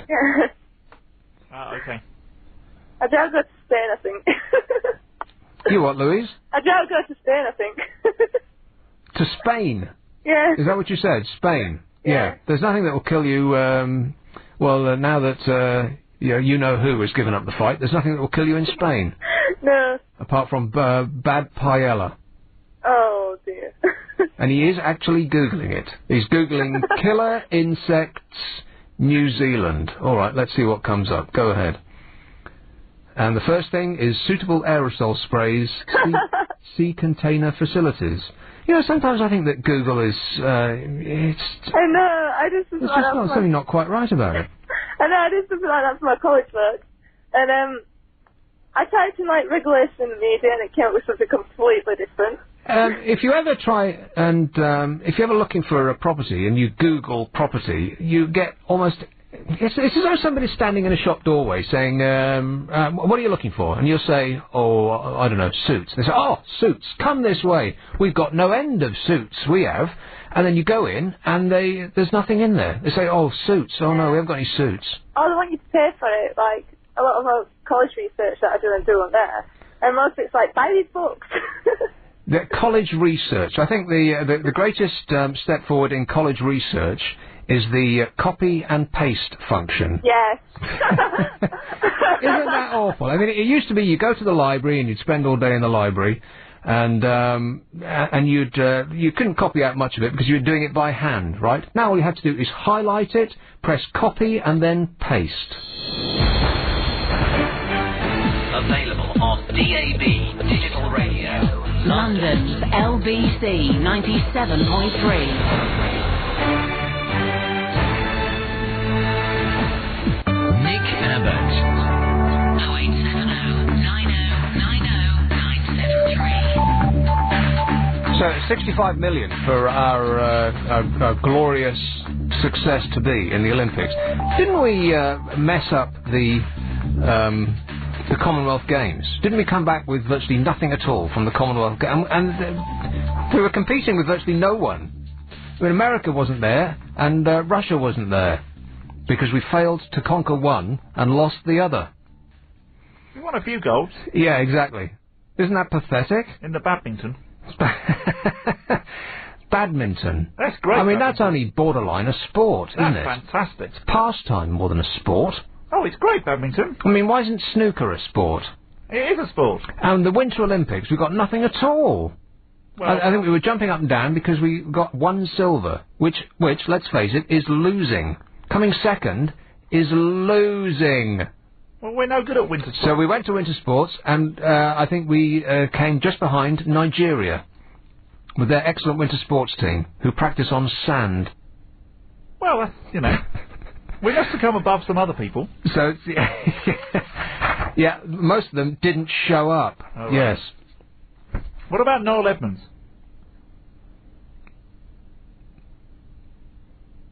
What? Well, you keep saying you're going to get onto him. Or was it Elton John? No, that was last night. I can do Noel Edmonds if you like. Yeah. Noel Edmonds. Get onto him last night, you know. He's brilliant, isn't he? And also dishwasher tablets. Dishwasher tablets? Oh, blimey, so much to talk about. Noel Edmonds. And I bet you don't get onto any of it. Well, I'll do Noel Edmonds right now if you want. Fair enough. Let's deal with him, shall we? Noel Edmonds said that he prayed to the universe or something like that. Is that an actual religion? Can we talk about this, or will hundreds of thousands of people the whole world over be offended? They might be. Keep my finger near the Well, let's press on anyway, shall we? Well, if I say shut up, then shut up. So he prayed to the universe for a house in France. Have I got that right? But Gary's so worried he's walking out. He wrote it down on a piece of paper that he wanted a house in France. A house in the sun, in the south of France, he said. That's what I want. He wrote it down on a piece of paper, and the universe answered his prayers by getting him a house in France. And do you know how that came about? He bought one, being a multi-millionaire. Isn't that incredible? All you have to do is pray to the universe for something, and then simply go out and buy it. It's just, I mean, you couldn't make it up, could you? That silly show. Tell me you don't watch that silly show. I don't watch that. It's the daftest show on television, bar none. And just... He sort of wafts around that set as though he's on Valium, doesn't he? He just sort of drifts around. I mean, I know he has to drag it out because... Which of course he isn't. No, I said as though he was. Yes, I know, I'm just underlining that. You could underline it and highlight it in green. It doesn't make any difference to what I originally said. You're just making me sound bad now. He just sort of drifts around like he's on Percocet or whatever the drug of choice is in Hollywood these days. Let's move on from that analogy, shall we? Drifting around he is. But I know he has to drag it out and be slow because there's nothing to that show. That show could be over in 5 seconds. Here's your box. How much have you won? The end. See you tomorrow. twinkle in the eye, beardy grin. But, I just don't get that show. How can anybody be interested in that programme? Have they given away £250,000 yet? I'll answer that for you. No, because we would have read about it. There's another programme I don't get either. The Millionaire Game. They will never... The point of that game is, it's the tension of they might win £1 million. You're only ever 8 questions away, or 10, or however many it is, from winning £1 million. Which doesn't sound that many, right? 15 questions, right. The expert has spoken. Like it actually matters how many, to the point that I'm going to make. 15, said Sir Pedantic through the glass. I'd just like to make you sound like you know what you're on about. No, you don't. You're correcting me. But the point is, you will never be surprised by that game, because they film it weeks in advance, and they will always leak to the press if anybody wins. So it will never be a surprise. Don't watch that show thinking, oh, somebody might win a lot of money, because if they did, you would know about it before it actually got on the air. So it's pointless. You know that if you haven't heard about it, no one will win much. I guarantee it. Plus Chris Tarrant is kind of like... He's a bit creepy, isn't he? He makes me feel uncomfortable. Huh? Don't put your head in your hands like that. What's wrong with that? I'm just saying it how it is. That's my personal opinion. Okay. Millions... I'd like to come back on LBC, despite the fact that I think you don't think I like you. Well, he doesn't own the company or anything, does he? No, he doesn't. He doesn't even work here. Doesn't work here? No. Right. What's your problem then? Well, I'm just trying to look out for you. I'm not saying anything bad about the man. I'm just saying that I probably make him uncomfortable. Probably. Millions love him. There's no question about that. He's one of the most favoured entertainers in this country. His career speaks for itself. Personally, not that keen. There's just something about him. You know? When he puts his arm, huh? I'm going to regret saying this, but what about Elton John? Elton John, right. Well, I better go to this bloke here, because he's been waiting a dog's age. I put him on the standby thing, and when they hear the click, they're ready to go, right? Yeah. Like a runner, ready to burst out of the traps. This is going to be great. Can we even wait to hear what Noel in Kensington's going to say? Hello, Russ. Why are you knocking Elton John and Noel Edmonds? It kills a lot of time. Listen, there's nothing wrong with a Queen. Clive Bull promised us a happy Titmus. Now, I love the show. You're terrific, but you haven't got breasts like Abby Titmus. Who is Abby Titmus, by the way? I mean, I know he promised Abby Titmus, but who is she? She's a sort of, She's another one of these people that I read in the tabloid. I mean, there's Cheryl somebody in the tabloids today. She was on the front page, and I don't know, she got drunk or took drugs or something like that. And I'm reading it thinking, who is this woman? She's on the front page. She took drugs. So what? Join, 2/3 of the rest of the country. It's front page news, and on pages 4, 5, 6, 7, and 8. And I'm thinking, I've got no idea who this person is. Abby Titmus. Oh, it's a name I recognise. Well, you couldn't forget it, could you? Does she have to be called Titmus? Isn't that horrible? Well, you can't help what you're called, can you? Oh, of course you can in show business. You pick your name. Well, but she was sort of famous before she became famous. Huh? She was sort of famous before she became famous. For doing what? What does she do? I've got no idea what she does. If you put a gun to my head, I would have no idea what she does. No. She's famous for going out with someone? Well, surely not. Yes. Well, what else does she do? I mean, she doesn't work at a chip shop, does she? Takes quite a lot of clothes off and poses in various magazines and newspapers. Oh, she's one of those. Yeah. Is that it? Not all of her clothes. Not all of them? No. She's not only one of those. Selected garments. Yes, selected garments. Oh, right. She's so her grand doesn't get offended. She's a class act. Yeah. Right. Okay, back with you, Noel. He hasn't stopped talking. Clive Bull said before he went off to Portugal for 5 days, not 2 days, remember Clive only worked 16 hours a week, right? He said we were going to get Abby Titmus. And I thought when you first come on, I thought she's got a bit of a sore throat. And tonight, I thought, no, that's not Abby Titmus, they keep on saying Nick Abbott. But I can work with some of my clothes off, if that's what you want. Well, that's up to Bob, he's closest, you know. mind you can always pay. Have you ever played strip poker on the phone? What would be the point of that? Well, that'll give you a reason for taking your clothes off. I'll think about that one, all right, Noel. I think it's one of those calls that I wish had stayed in the traps. If only we'd left him there, his thighs would have been twitching, ready to go. His expectant look on his face, waiting for the gun. Where's my gun? Some of the calls that you get, you haven't got your gun. What? What? We're just looking at you. You're doing the show. We're meant to look at you. Disapproving way. You wanted Abby Titmus here as well, didn't you? Oh, yeah, definitely. I wouldn't recognise her in a lineup. I would.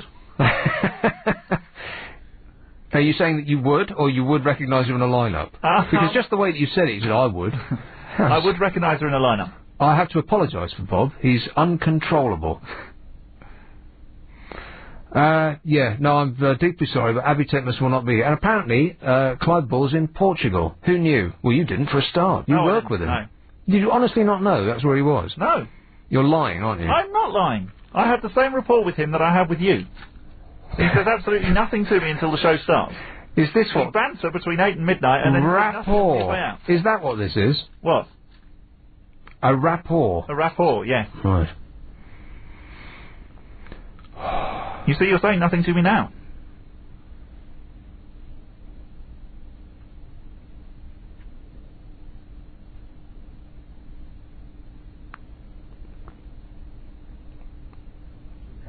The alarms are flashing now. There you go. It was a stare-off. I knew you'd crack first.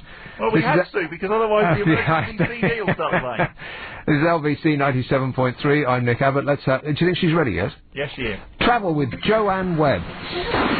London's LBC 97.3. 0870 90 90 973. Nick Abbott. Here's one in South Derbyshire. Hello, Adrian.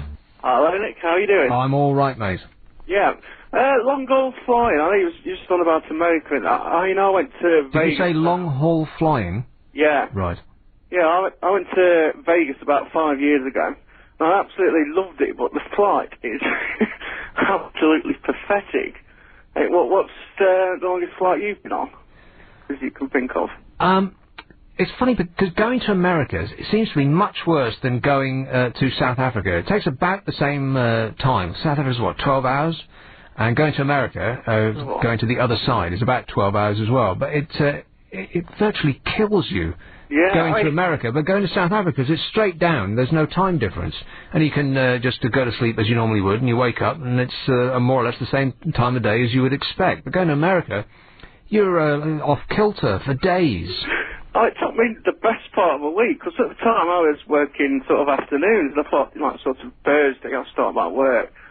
And I was still zombified. What, like, even now? No. Just about got over it now, I think. Right.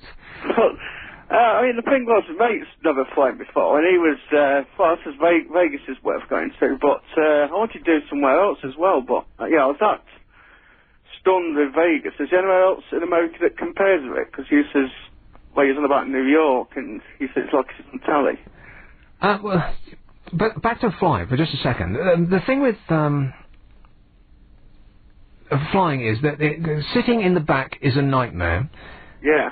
And so you think, if you can possibly manage it, you're going to try and get upgraded, or if you've got the money, you want to pay to turn left when you get on the plane. But if you think about it, it's an insane thing to do, because what you're buying for, what, 2,000, 3, 5 grand, or however much it costs, is a comfortable seat for 12 hours. I mean, if you think about it that way, it's crazy. I mean, you'd have to have so much money that it meant nothing to you to pay that kind of money just for a comfortable seat for 12 hours. But you know what? When you actually fly in the nice, comfortable seats, oh, blimey, it's like not like flying at all. I think I might pray to the universe. I get that. Well, you have to work for a company that owns an airline. That's the only way that I did it, because for my entire life I've always sat with my knees, around my face in the back with absolutely no leg room whatsoever, breathing in the combined exhalation of hundreds of people in front of me. But The one time that I sat up front, oh, blimey, it was Mr. Beard himself who personally intervened and got me upgraded. And they put a business class ticket on my luggage because I thought that I was going to get all the way up to first. And I said, oh, I was being cheeky. I said, what would I have to do to get upgraded all the way? And they said, oh, you have been. But I thought, oh, yes. And you know what? They feed you champagne as soon as you come on the flight. And I'm going to talk about this because, just briefly, I'm not waving my riches in front of your face. I didn't pay for it. I just happened to work for the company, right? I got lucky. And so they give you champagne as soon as you sit down, and the one thing, not even just alcohol, but more than alcohol that you should not drink on a plane at all ever is champagne. Do you know why? The bubbles expand inside you. Guess what that causes? That's right. For hours. Fortunately, because you're in first, all the air gets blown past you into economy in the back. There's a nice thought next time you get on the plane. Yeah, so what's the difference between first and business then? Is it just you get the champagne, basically? I think you just get a bigger seat. That's it. For the extra $3,000, or however much it is, you get a slightly bigger seat. It's nuts. In all seriousness, it is stunning that in this day and age, to travel somewhere like America, you've got to pay sort of $4,000 to do it in comfort. And that it takes so long. I mean, you're absolutely right. We've actually gone backwards. It's the only form of transport that I can think of that's got slower. Jeremy Clarkson is right. There's something seriously up with the modern transport. And then this thing where they take the plane out of the atmosphere so you can get to Australia in 20 minutes, that's on a scramjet. That's just absolutely not happening fast enough. You know, some things have got so fast that you couldn't think of them getting any quicker. Like information, for instance. We've got an information. This is the most exciting time to be living in the history of man. No question about it. I mean, the Industrial Revolution was pretty exciting, but they didn't have showers then. So everybody smelt to high heaven. Can you imagine it? Working, bashing out sheet metal for a living. And you're having a bath once a week. Oh, blimey. They must have been able to smell this country in France. And you're probably about the fifth one down the line of the bath. Yes, that's right. It was the same water. Oh, blimey. The dog would probably have got in before me. I mean, I think going in a bath itself is unhygienic compared to a shower, but after about 4 or 5 people. And the bath would be in the living room as well. People would be, like, peering either side of you, trying to catch Noel Edmonds. But transport is actually getting slower. Information is getting faster. Transport is getting slower. I mean, it's Tony Blair and his speed cameras are slowing us down on the roads. And we used to have Concorde, this magnificent machine, the second best-looking plane that has ever been invented, and it went nowhere. And now we've actually got slower, significantly slower than we used to be. Isn't that crazy? Yeah, I know the things that's going faster is cars, but the roads are going well. No, they're not going faster. They're going slower. We're slower now than we were 50 years ago. Because cars? Yeah, well, they can go faster. Technically, they can go faster. They're actually not allowed to. Oh, well, because of all the... Exactly. And you know what? That's about to get worse. A few years ago, I was saying on another show that I had, you know what? Shortly they're going to have chips in cars. They'll probably have them on the, that round tax disc. On the back of the chip, you'll be checked from space, and as soon as you drift over the speed limit, they'll fine you instantly. And people were scoffing. They were saying, oh, of course not, such a thing will never exist. You know what? It does exist, and they're testing it out in South Africa. It's coming here soon. Mr. Blur will insist upon it. Yeah, because they can already tell whether your car is actually taxed or not without having to stop you. As soon as you stop on one of those grids, they'll fine you. You stop on a red line to let your mum out at the chemist's, they'll fine you. You drift over the speed limit anywhere at all, they'll fine you. Pick your nose. And we, as a people, will say, thank you, sir, may I have another? But yeah, that's what I was saying. Where else would you recommend in America, apart from Vegas? Well, I don't think I would recommend Vegas. You didn't like it? Well, I don't gamble. I don't gamble, but there's just so much. Is Wayne Rooney actually not going to repay his gambling debts? Is he serious about that? I mean, that's what you read in the papers. Is he actually not going to repay his gambling? That's the sort of thing that gets you locked in a trunk and driven into Essex, isn't it? I'm trying to do anything about that. And he was, I also read that he was blaming other people for Huh? What, Bob? You're just shouting at me. Just because it's in the paper, it doesn't mean it's true. That's what I'm saying. I was saying I read it in the paper. I don't think that's a defence. Isn't it? No. Well, there's a hell of a lot of papers who are in big trouble then, because I'm reading in all of them. Yes, I know, but you could be in trouble as well. Rightio, enough said. Nick Abbott.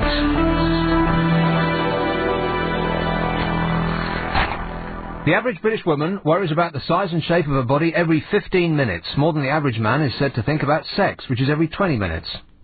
I thought it was supposed to be every 7 minutes. I thought it was every 7 seconds. Yes, that's right. Not 7 minutes, every 7 seconds, says Bob. Concentrate on your work, man. Research among 5,000 women with an average age of 34 found that just 2% were happy with their body. They only seemed Are you happy with Abby Titmus' body, by the way? Absolutely. Oh, well, then the average goes up. They only seem pleased with a part of their body that's rarely seen. Guess which bit? I'm not saying that on the air. Well, guess again then. Filth. Go on. Knees. Their ankles. Oh, I was close. Well, their knees are connected to their... ankle bones. Really? Yes. What kind of women have you been going out with? 7 in 10 thought their life would improve greatly if they had a better shaped body. Almost a third worried about their body every waking minute. Can that be true? A third of women worry about their body every minute. No, that can't be true. That's what it says here in the newspaper. Yeah, but not everything you read in the newspaper is true. Nonsense. Although you can read this one out, I think. I think you're being too cautious. Really? Yeah. I've recently been on a law workshop, so I'm a bit... Oh, blimey. Been talking to lawyers, have you? No. You went to a law workshop, you didn't talk to lawyers? No, just... I think you've been ripped off, mate. Just experts in the field. And my only concern is for you, Nick. Sure it is. It is, honestly. The report comes amid increasing concern about... hang on a minute. Today's survey, conducted among readers of the women's magazine Grazia... I think there's too many women's magazines. I think there's too many magazines, period. Magazines are silly. Yes. Parents fear that their children are developing inferiority complex because there's nothing in them, is there? I mean, what's the point of to name any magazine that's worth reading? See? You can't. Well, I was just thinking. Zoo.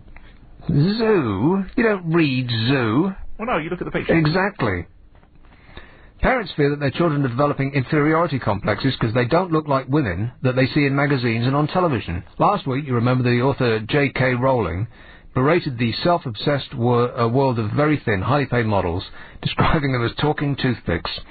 And you know what? J.K. Rowling, I tried to read one of her books once, but it was a bit like a Jack and Jill kind of thing. And she said, and he said, and then they did, and then they did. And I gave up after about 30 pages. And I thought, I'll watch the movies, because they're properly great, right?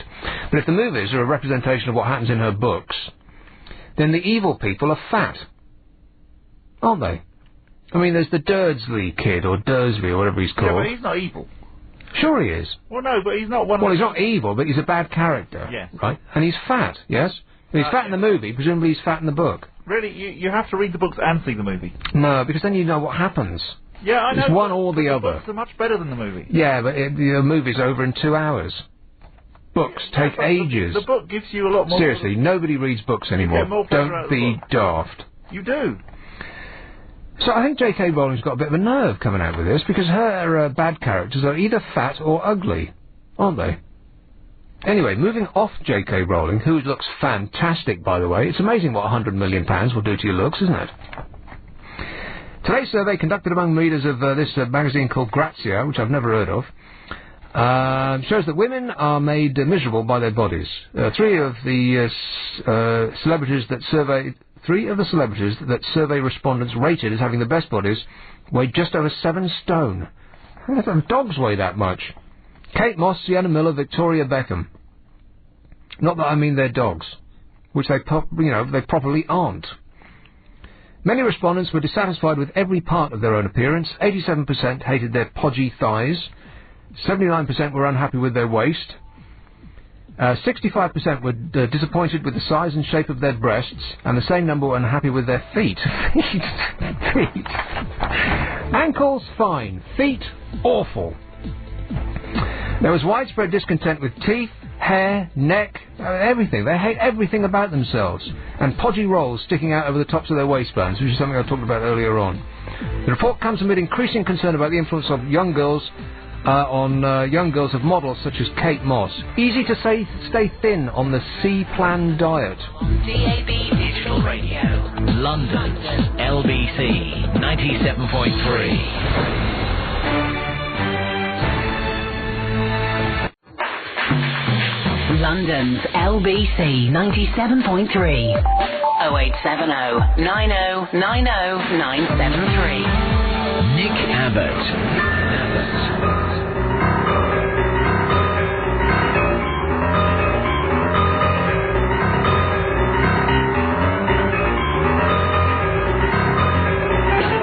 So what kind of an awards ceremony would have Chantel and Preston at? Nobel, was it? Oh, blimey, talk about low rent. Does anybody know what the award ceremony was? No? Who cares? So they're going to get married, and it's a surprise to both of them. Well, who decided that then?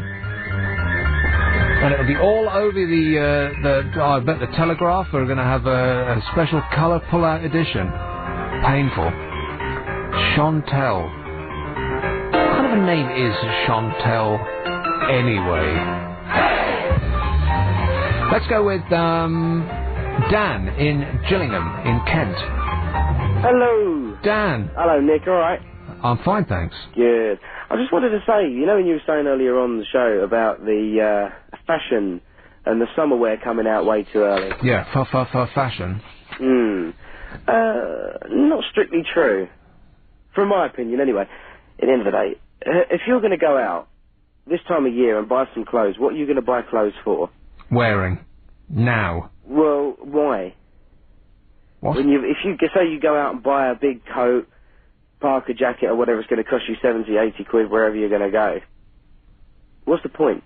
Give it another few days and it's going to be warming up, another few weeks. A few days. Have you lived in this country long? It's going to be July before it's warm. Well, I don't know. We had a bit of a funny heat spell the other week. Exactly. It's like every year. Nature shows us summer and then whips it away again. Yeah, but you've got clothes that you bought in the autumn for this winter. Can't you keep them on for another couple of months? Dude, I keep clothes on for years. I'm wearing the same clothes now that I've been wearing for years. I mean, once you get past a certain age, you just don't care anymore. Oh. How old are you? I'm 20. Oh, well, see, you care. You care what you look like. You wouldn't go out with your with bed hair and breakfast down your front, would you? You'd be surprised. Anyway, while I'm here, can I just say hello and to my fiancée, Kel, just tell her that I really love her. And are you going to get married? Yes, we are. Is it going to be a surprise? No. No. How can it possibly be a surprise you're going to get married? I mean, to one of you, perhaps. Well, like, darling, will you marry me? That would be a surprise to her, right? But not both of you surprised. How dopey is that? Yeah. Aren't you thrilled, though? Chantel and Preston are getting married? Disgraceful. How long will we give it? 6 months? Sorry? 6 months. 6 months, if that. If that, exactly. If it lasts as long as Madonna's, Hang on a then minute, everyone will be stunned. My fiancé's just running up the stairs. Yeah, have a word. Hello. Hello, fiancé. Hello. It was a surprise in July, I must say, when he got down on one knee and proposed to me. Right, where were you at the time? Sorry? So where were you at the time? We were at his grandparents' anniversary. So no pressure? I mean, what if you didn't want to? No pressure. His whole family looking on. It was. I was outside and he got down on one knee and he proposed.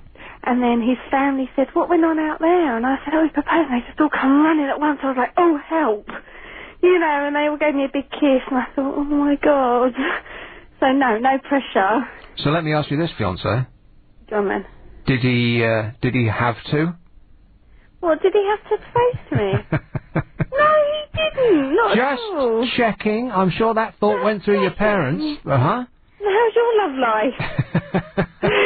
I can't remember back that far. Can I just say, right, I know Dan's been going God, on... here we go. Oh, stop moaning. I know he's been going on about the summer clothes, but I went out yesterday and I got some lovely skirts and some lovely gypsy tops, so I am hoping for some lovely warm weather soon. Well, I hope they're not too, showy.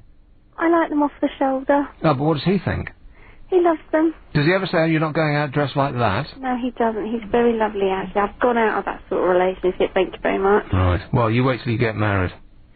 Yeah. That's a fear sometimes, isn't it? I mean, do you ever think that it's all going to completely change when you get married, that he's going to be coming in and like throwing his weight around and saying he wants his dinner on the table at this time I and ain't rather head with a frying pan if you just... dropping his clothes on the floor and expecting you to fold them, stuff like that? I keep a big frying pan under the cupboard. Right, good for you. Yeah, too bloody right. Women stick together.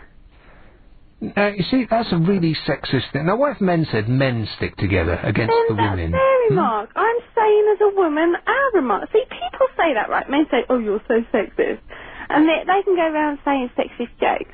Yeah, if women try to say a sexist joke, they're like, yeah, right, like women know anything. Oh, come on. When women get together, what do they talk about? We talk about clothes, we talk about shopping, we talk about a bad day at work. Yeah, we'll get to the truth in a second. Go on, carry on. We talk about, yes, you know, what our partner's got us. There you go. I am not putting myself in this one. and then guys can say like, oh yeah, but the football was great, and some fit bird was on telly, and we're like, yeah, right.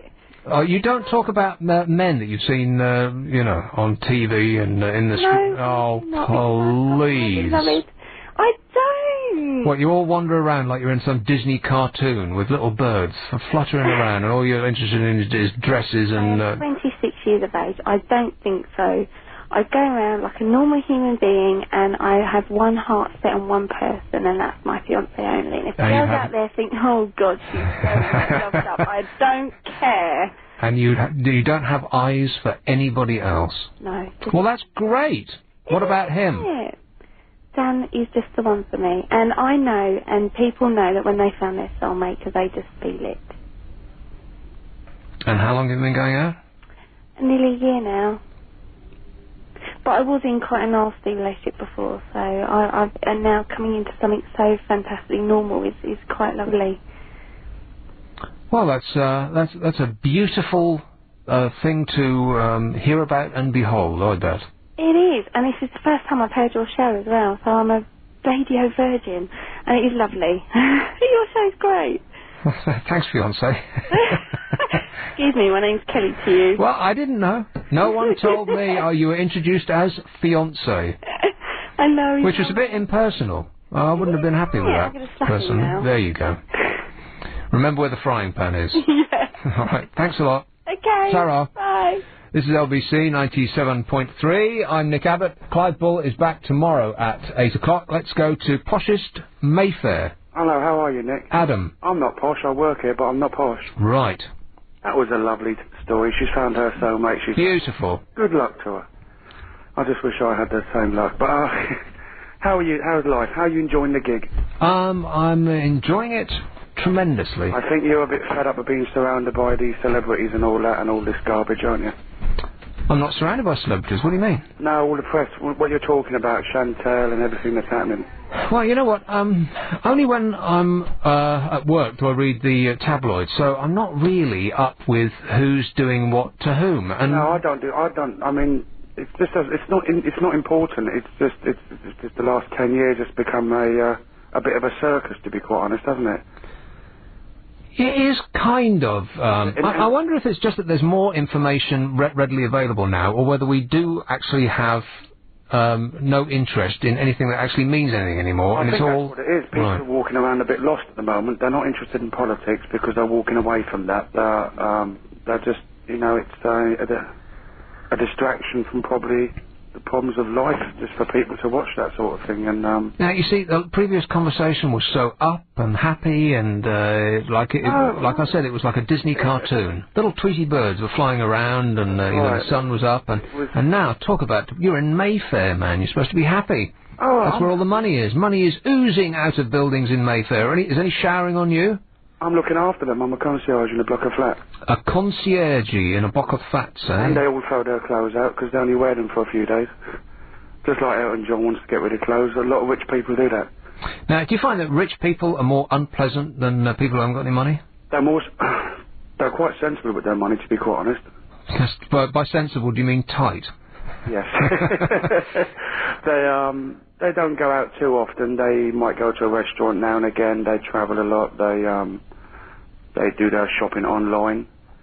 They use me for taxis. They use me for lots of things if they want. So. It sounds like you're keeping tabs on the residents just a little too closely. It sounds like one of those Hollywood movies where the residents come to find out that you've got cameras in every room. No. It's just it's a very secure block of flats, and it's they're not too bad people. Most of them are Middle Eastern, actually. So we've got a few Americans, and we've got one English couple. So presumably your block is almost completely empty during the winter, and they come during the summer. Hit it on the head. Huh? You've hit it on the head, Nick. Yeah. That's what they all come over for the summer, and then the flats that are occupied in the winter, it's not many, and it's You don't work in the what's it called, the Furscroft. What made you say that? Well, I looked at a flat in that building once, and it was empty in the winter, and it was not a particularly nice block. I'm not far from there. Let's put it that way. Right, and I said to the porter, you know, what's the deal here? And he said, well, it's almost completely, what is it? It is a lot. Kuwaiti. But there's a gigantic block in Mayfair. I think it's called Furscroft. That's not far from me. I'm something like that. It's behind the Hilton, actually, but it's not. It's a nice place to work, but it's nice to get back to the real world. I've always said it.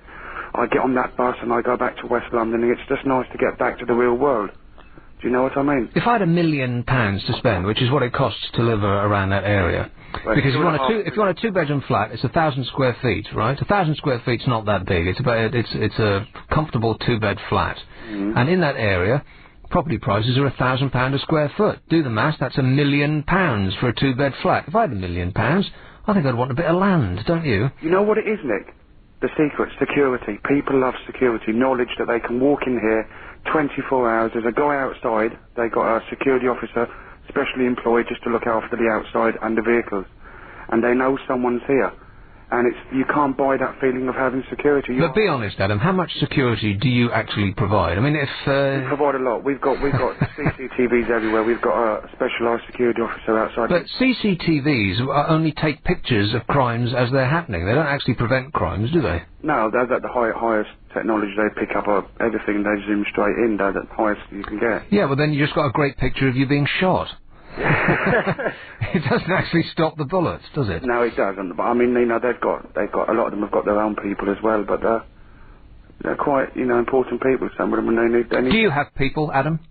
Do I have people? Yeah. Have I had offers? You mean? No. Yes. They've got people. They have people. Do you have people? No, I don't. No, of course you don't. You're out there on your own. I'm doing my best. Day in, day out, in every weather. That's right. A lot of them don't know what a travel card is. A lot of them don't know what it's like to queue for a bus stop or go to Tesco's. Well, quite right too. If you live in £1 million flat, why would you want to queue for a bus? Yeah, what? The adventure of it. Well, yeah. Prince William's girlfriend queued for a bus the other day. There was a picture in the paper. Chelsea, whatever her name is. Yeah, I think she was in Sloane Square getting a 71 or something. Yeah. So she was quite happy though, you know, why not? Well, you get a better class of bus in Chelsea. Oh, you do, don't you? You've got carpet on the floor. That's right. Waiter, service, it's You're enjoying great. your gig though, and you're good. Well, thanks a lot, Adam. Try and leave your flat a bit more. Always, yeah, all right. Okay. Always keep one eye open. And try, if you want a flat down there, then you know where I am. Yeah, I'll rob a bank. Cheers, mate. Bye. It's 0870 9090 973. This is LBC 97.3. London's LBC 97.3. Nick Abbott. 0870 9090 973. Hey, do you want some of these? The England football team eat these. Bob's not remotely interested. What are you listening to? Radio 3. What?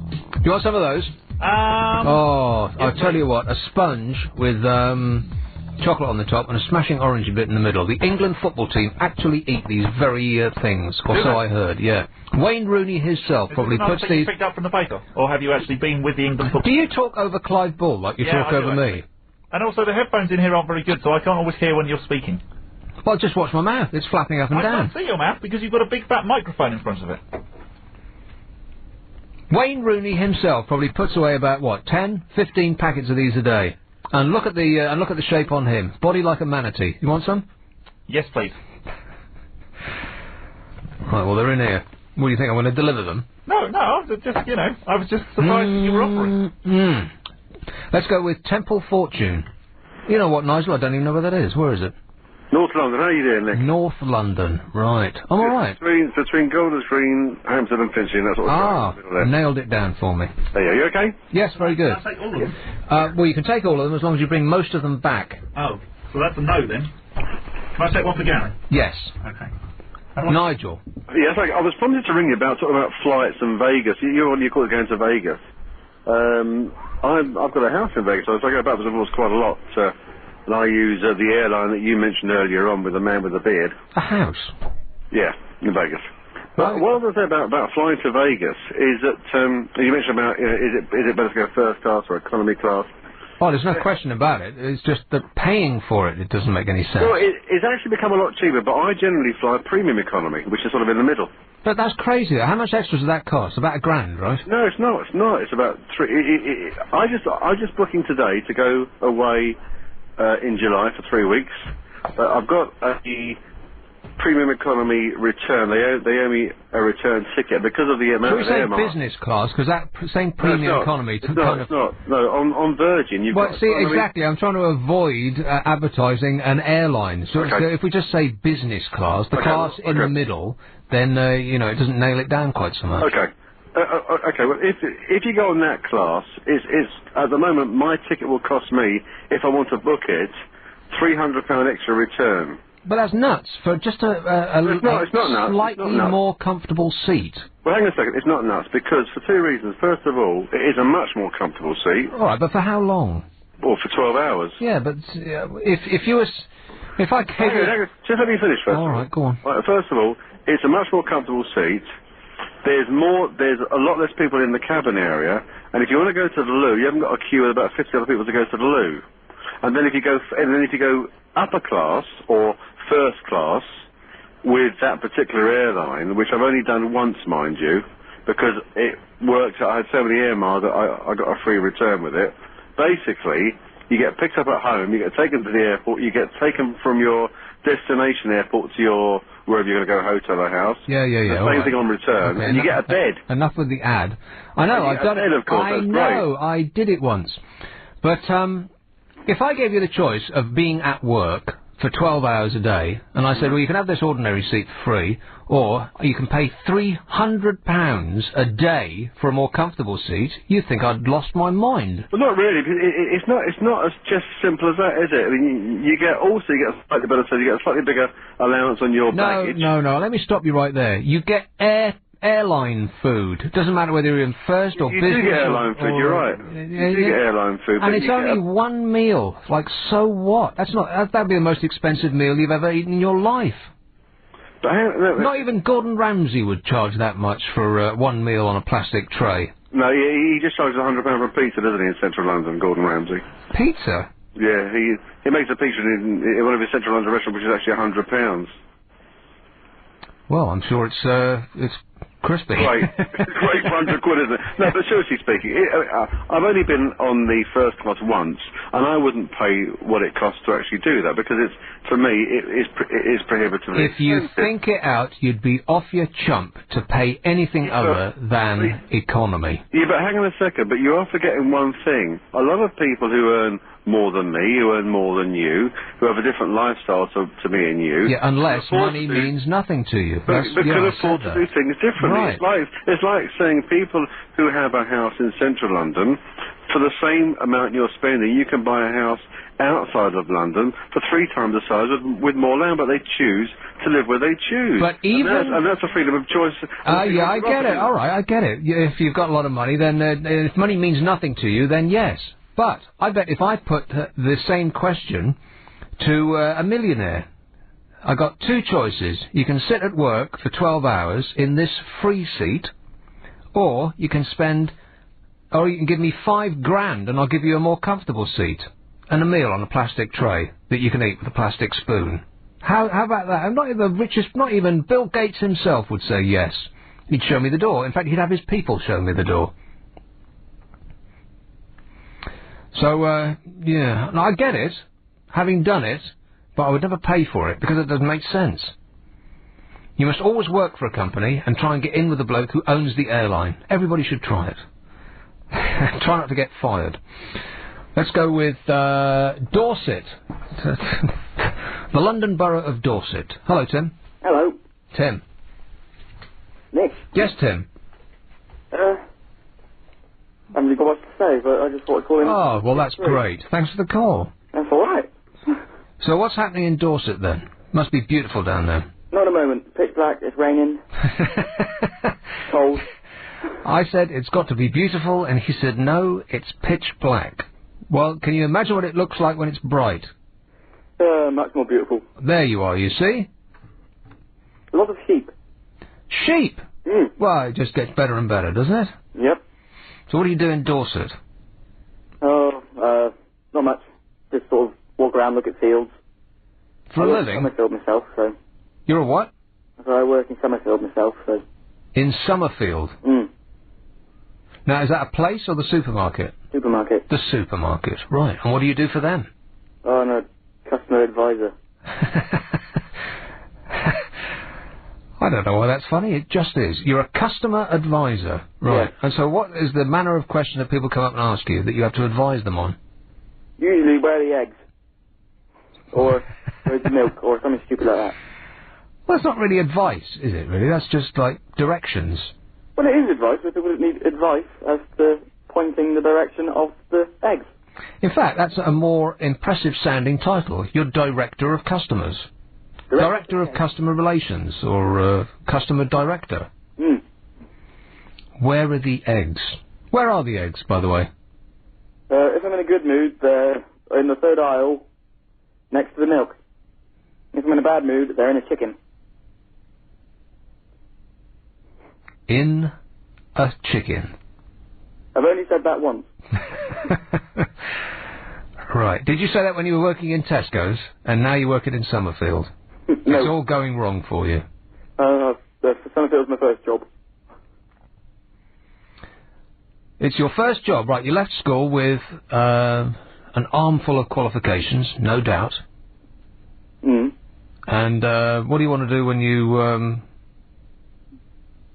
when I leave Summerfield? Yeah. I'm going to go up to Weymouth College and train to be a security guard. Train to be a security guard? Yeah. You need training. You do?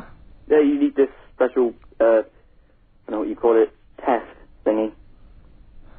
Okay, what's the manner of the test to be a security guard? It's a 4-day course, a very short course, so it costs quite a lot, but you got to, first 2 days is learning how to talk to them and how to deal with them in a polite manner. Them? You know, the offenders, if you want to call them that. The perps. Everyone wasn't on the radio, I called them something else, but... Yeah.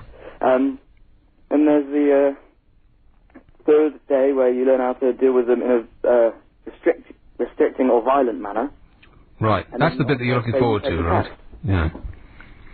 I was a security guard once. I was useless. I worked in, it was the lorry yard for a removals firm where they park the lorries overnight outside of their depot.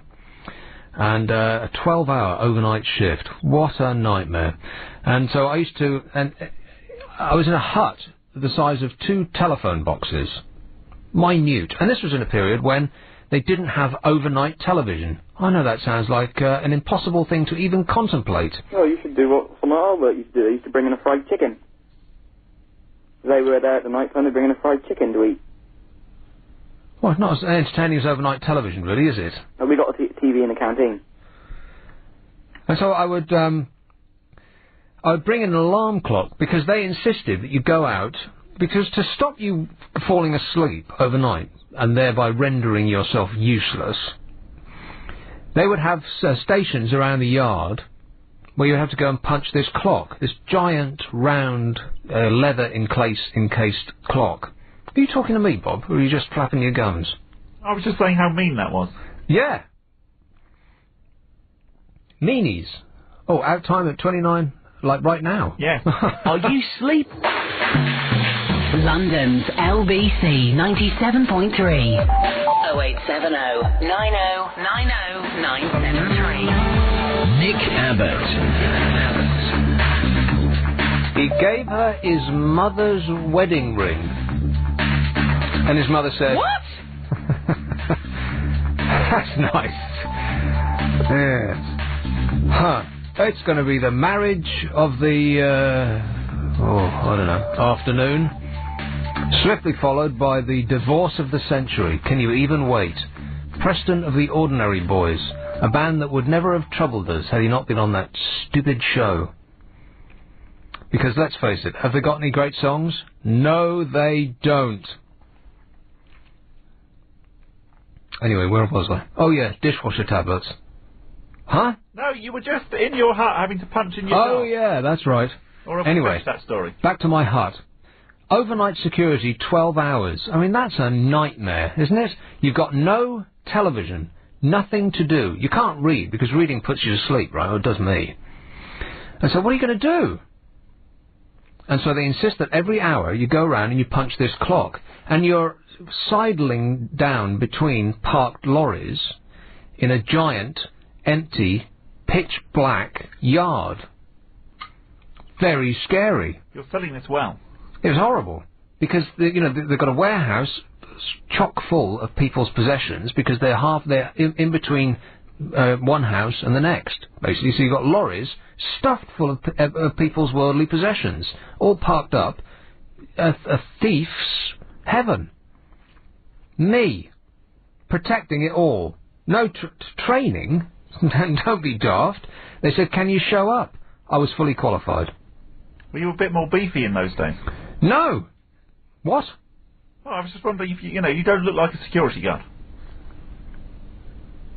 I'm sure Clive doesn't put up with this level of abuse. Do you? Constant abuse I've had not since abuse, 8 that's o'clock. true. Awful. If the thieves came along, what would you have done? I'd have hit them with you. That probably wouldn't have worked. I'm a bit of a coward. I would have run away. So you have to go and punch this clock just to make sure that you're awake. So I thought, aha, I'm smarter than that, so I'll bring in an alarm clock, and I curled up on the floor of this thing, and it was only just big enough for me to curl up in a fetal position on the floor of this hut and sleep. You could get in 55 minutes of sleep per hour, and then an alarm clock would wake me up, and I'd run around the yard and punch this thing, and then hit the fetal position again for another 55 minutes. What a genius, eh? Slept straight through the alarm. 6 hours later, I'm like, oh, where's my breakfast? Oh, blimey, I'm still at work. They fired me from that job as well. Useless. I've lasted quite a long time here, though. It's 2.5 hours. I am doing well. Let's go with the London Borough of Leeds. Hello, Phil. Hello, Nick. How's it going? All right, thanks. Right, I wasn't going to say it, but I used to call you on a regular show on another station. In another place. I was unfortunately known as the Amazing Facts Man because they were amazingly boring facts. But I just wanted to talk to you about women's magazines. You were basically saying there's no point in them and there's too many of them. Just magazines in general. I just think magazines are silly. And you pick any one of them off the shelves, with the possible exception of Vanity Fair, which they seem to throw money at, and they have a lot of good writers. But or Newsweek and Time, which are kind of different, but they don't count them as magazines. Are sort of like news with colour. But just magazines, the whiff of desperations coming off the page as they try and think of another way to fill in the gaps between the adverts, and it's just so... What's the point of them? I don't get it. So you're not one of those men that reads like no. magazines? Whatever it is you're about to say, the answer is no. But I just wanted to say that the women's magazines, the reason that they obsess over their weight or their appearance every 15 minutes is because if you look at a women's magazine, half of it is saying, oh, look how fat she's got, and the other half is how to diet. Correct. They just contradict themselves the whole way through. It's like, oh, she's too thin, she's too fat, here's how to diet, this is a celebrity's diet. And it confuses women totally, and they think that this is what men want to see. They don't really actually ask the man, what do you want to see? You know, what are you actually interested in? They just go by what they're told. Yeah, sometimes I think that women are their own worst enemy, because they do fill their pages with bitch, especially lately. You know, before, a couple of years ago, you couldn't sell pictures of people looking fat with their eyes half closed, and Jack Nicholson used to say that the way to avoid getting a photograph taken was to close your eyes, because you couldn't sell a picture of a celebrity with their eyes closed. Now, that's all they want. They want you spotty, they want to see your dimpled thighs, they want to see you fat and ugly and you with no makeup and all the rest. There seems to be more of a market for pictures that make you look bad than pictures that make you look great. Well, I think the problem is that, do you remember in the mid-90s with, like, heroin chic? Do you remember that? Yeah, of course. And the problem is they used to you know, really have a go at it and say, look, this is just wrong. And then it was on the front cover of all the magazines, and it was almost like, this is how you must look now. Yes, they actually didn't say that this was wrong. It took them a really long time to come around to that opinion. I think they were almost beaten into it. They were showing these people up as... well, Kate Moss, ironically. Well, I know, the cost of the Kate Moss, I mean, she just keeps... Has anybody actually heard this woman speak? What does she actually sound like? Actually, that's a good point, I don't know. I mean, I imagine it should be all like that, you know, sounding really scary. To understand it, she'd probably have to be.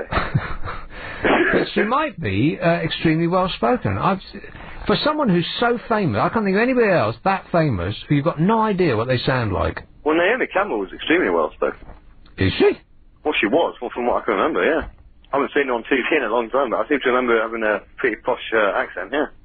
Kate Moss, the model, has been accused of cocaine use, cemented the rebirth of her career yesterday by signing a new deal with Calvin Klein, the label that made her a household name. The news of the £500,000 contract came as it emerged. She may also escape prosecution after it was claimed that there was insufficient evidence to charge her with drug abuse. Really? What? I don't understand. Insufficient evidence? I saw that paper. What I don't understand on that is that, like, nearly all the companies she was with, they all got rid of her, and now because she's in the news all the time, they all want her. Very few companies actually got rid of her, and in a high-profile way, they all rehired her again because, as you say, she's in the news. The deal proves the old adage that there's no such thing as bad publicity, this article says, and boosts her estimated earnings to nearly $9 million a year. Apparently she's earning twice as much now as she was before she got busted. Well, no, she doesn't get out of bed for money or, well, another thing. A certain amount of money or... I shouldn't say that, should I? I think you just did. But you stopped yourself just in time. Just in time, yes. Right, well, nice to talk to you again, Nick, and I'll hear you on the airways more for me. Cheers, mate. Ta-ta. Right, bye-bye. Yeah. Has anybody heard Kate Moss speak? The cost of prosecuting Kate Moss over allegations that she snorted cocaine has risen to more than £100,000. Senior police sources suggest the bill for the 6-month investigation has now exceeded six figures. No decision on whether to prosecute the supermodel who was caught on camera has yet been made.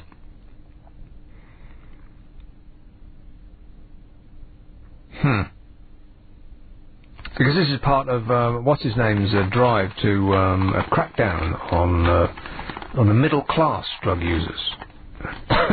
People after dinner parties who want to stay awake after midnight. Yeah, that's the crime that we should be concentrating on. Where was I?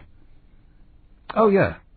Let's go with Seven Sisters. Imran. I've left there now. I'm further in the east of London. Righto. Right. Anyway, I rang in about pirate radio station interfering in Seven Sisters. Yeah. Right. How can we get rid of them? Are they interfering with us? Yes. Huh. Basically, even the name of the radio station changes. It gets that bad. Let alone what you can hear. And you cannot hear LBC whatsoever around Seven Sisters Road. Well, I don't know what to say about that. Call your local sheriff. Or whoever it is that deals with these things. You get Captain Bugwash. Right. You don't listen to this radio station, do you? Especially Clive. To what you're talking about? No. I've got no idea what you're talking about. It's 0870 9090 973. Sometimes my own show is confusing me, so it's a good job that Clive's back tomorrow to take it back over again. Hey, Bob, does this show ever confuse you? All the time. I never know what's going on. Can I ask you a question? Sorry, I missed that bit. Can I ask you a question? Yes, go on. What's going on? I'm not sure at all. How about Michelle? Is she any good? It's Morel. Morel? Yes. Hey, Morel? Hey, Nick, I am good. Can I call you Michelle? Go on then. What's up? If you want to. What's up, Michelle? I wanted to talk about thinness. Marbell? Thinness, yeah, Thinness. that's the Beatles song, isn't it? Go on then, thinness. Well, it's a thing, did you say? No. Okay. Thinness. Thinness. It's a fallacy to think that men are the worst critics of women's size. It's women on other women. Yeah, that's what I just said. I think that often women are their own worst enemies Yeah. because they're the ones that are editing and writing all these articles about, oh, God, look at her, she's so fat, and Britney Spears is, blimey, what a porker. It's not men that's really writing this stuff, it's women. And it's so detrimental, you know, because if we're all meant to be the same size, same height, we'd be like clones. It'd be the land of the clones, wouldn't it?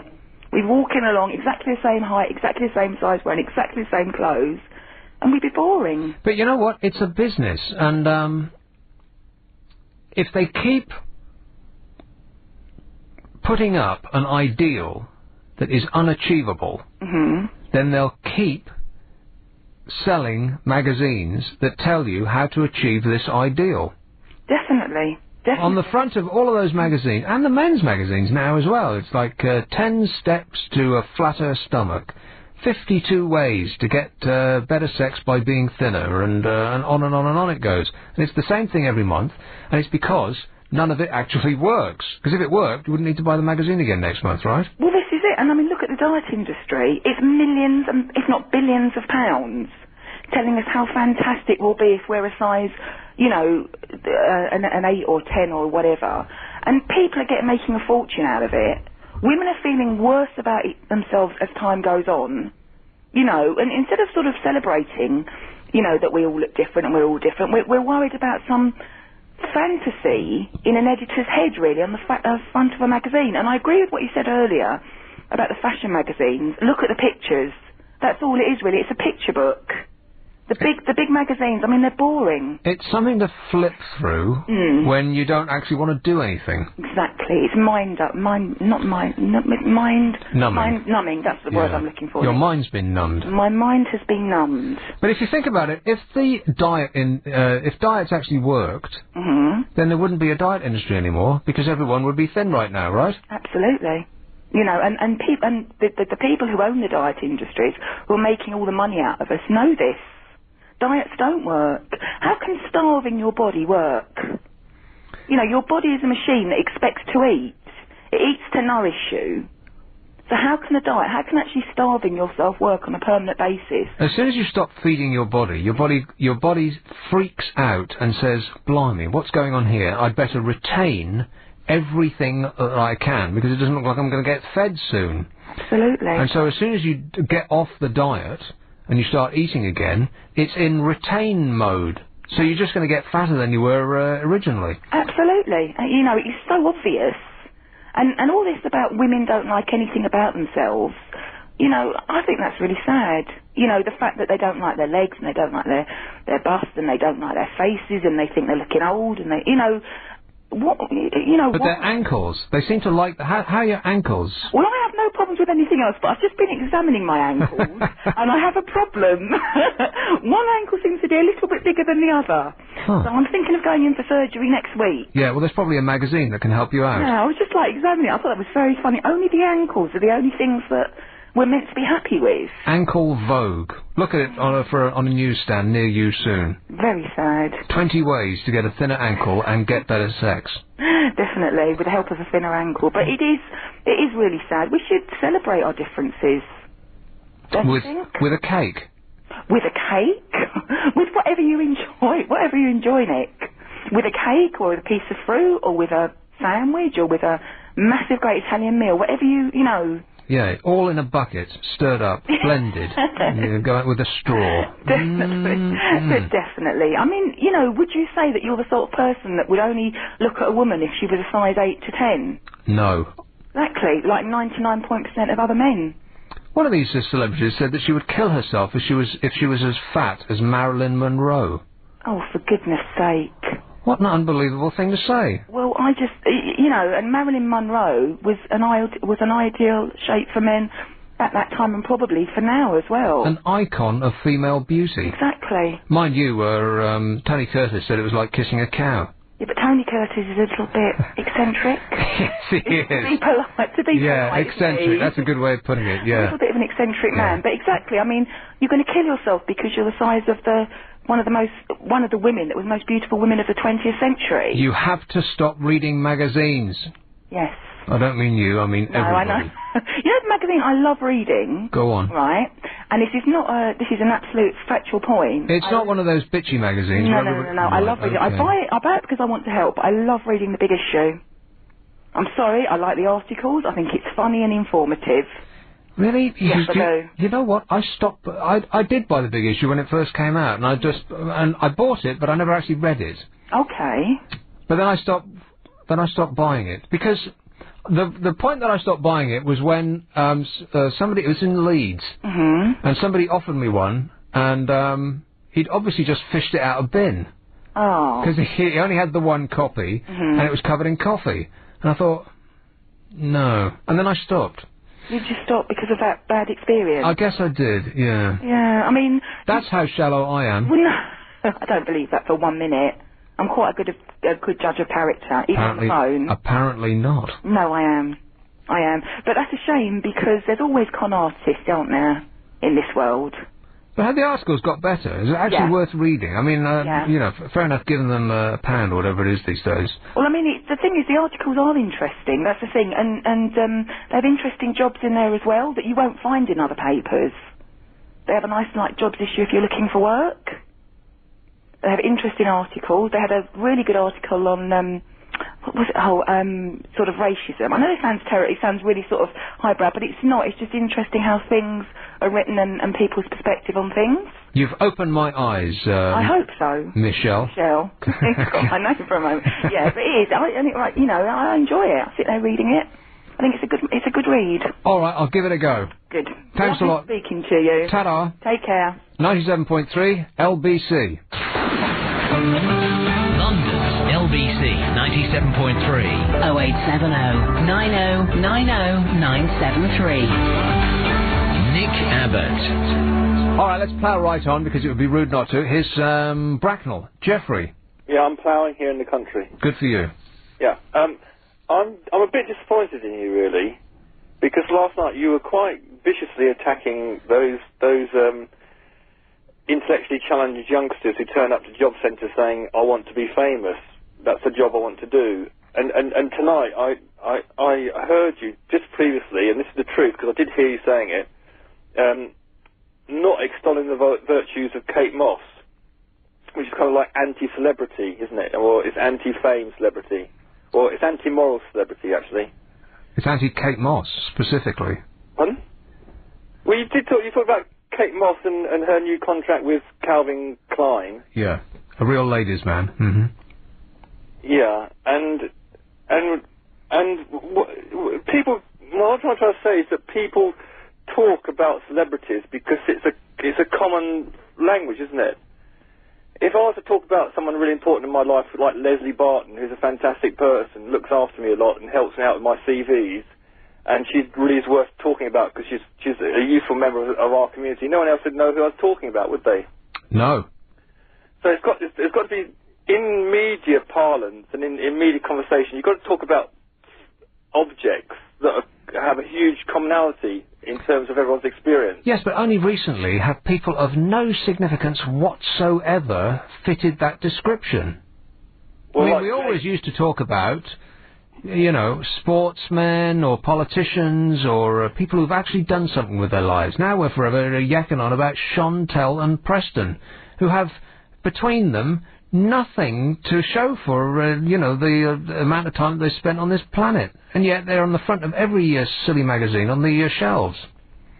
Yeah, because there are other people to talk They fulfill a about. role, don't they? But what role? It's the role of aspiration, because a lot of people would think, I want to be like her, because she was... You've hit the nail right on the head. There's the problem right there. People aspire to be famous, not to actually do anything to become famous. They just want to be famous. I know, it's because that's what's his name, Andy Warhol said, wasn't it? Is that, in the 20th century, with I suppose it was the development of media, everything like that, of which you are a part, Mr. Ordinary in the street, Mr. Joe Public, used to just turn up every day when we had factories and things like that. Do you remember those days? And you clocked in, and you turned out 3,000 widgets a day, and then you went home, and on Saturday afternoons you went to the football, which wasn't televised, was it? And then on Saturday night you had a couple of pints of beer, and on Sunday you might go to chapel or something. And then How did you get from Andy Warhol to that? You kind of lost me there. You need an A to Z to figure out. It was the ordinary life of the working man in the sort of 20th century before the advent of media. Now we don't work. We all really do proper work, manufacture anything or make anything. We want to be famous because that's what we come home in the evenings. We plonk ourselves down in front of this square box thing that shows us images, and we all want to be famous and rich because the people who are on that box are rich and famous. Rich, yes. Famous, no. Well, people used to want to be famous for doing something. These days, it just seems to be much more vacuous than that. And this is not me saying this. This is just what somebody who I met somebody who places young people who've been out of work for a long time into jobs, or that's what they're trying to do. Yeah. And time after time, people will come in, and he will sit them down, and they'll say, so what do you want to do? And gormlessly, they will say, I want to be famous. Well, what kind of a thing is that? You go to the job centre and you say, oh, I'd like to be famous, please, what have you got? That's moronic, isn't it? Well, no, because they think it's going to give them what they want immediately, doesn't it? Because we live in the age of immediate satisfaction, don't we? And that's the problem, yes. So you shouldn't be celebrating that. You should be fighting against it. You seem to be okay with that. No, I think you're right to criticise it, yeah, but and say it doesn't really help us along. But I think you can understand the position of youngsters who come in and I think just want everything right now. You know what? I don't understand. No, and also perhaps a fright of being a nobody, because if any people we esteem in our society and think are any good are those who are famous, even if they're doing ridiculous things like Pete Doherty and Kate Moss getting stoned out of their heads all the time because they don't know how to spend their money, or they're doing that because even bad publicity is in fact good publicity.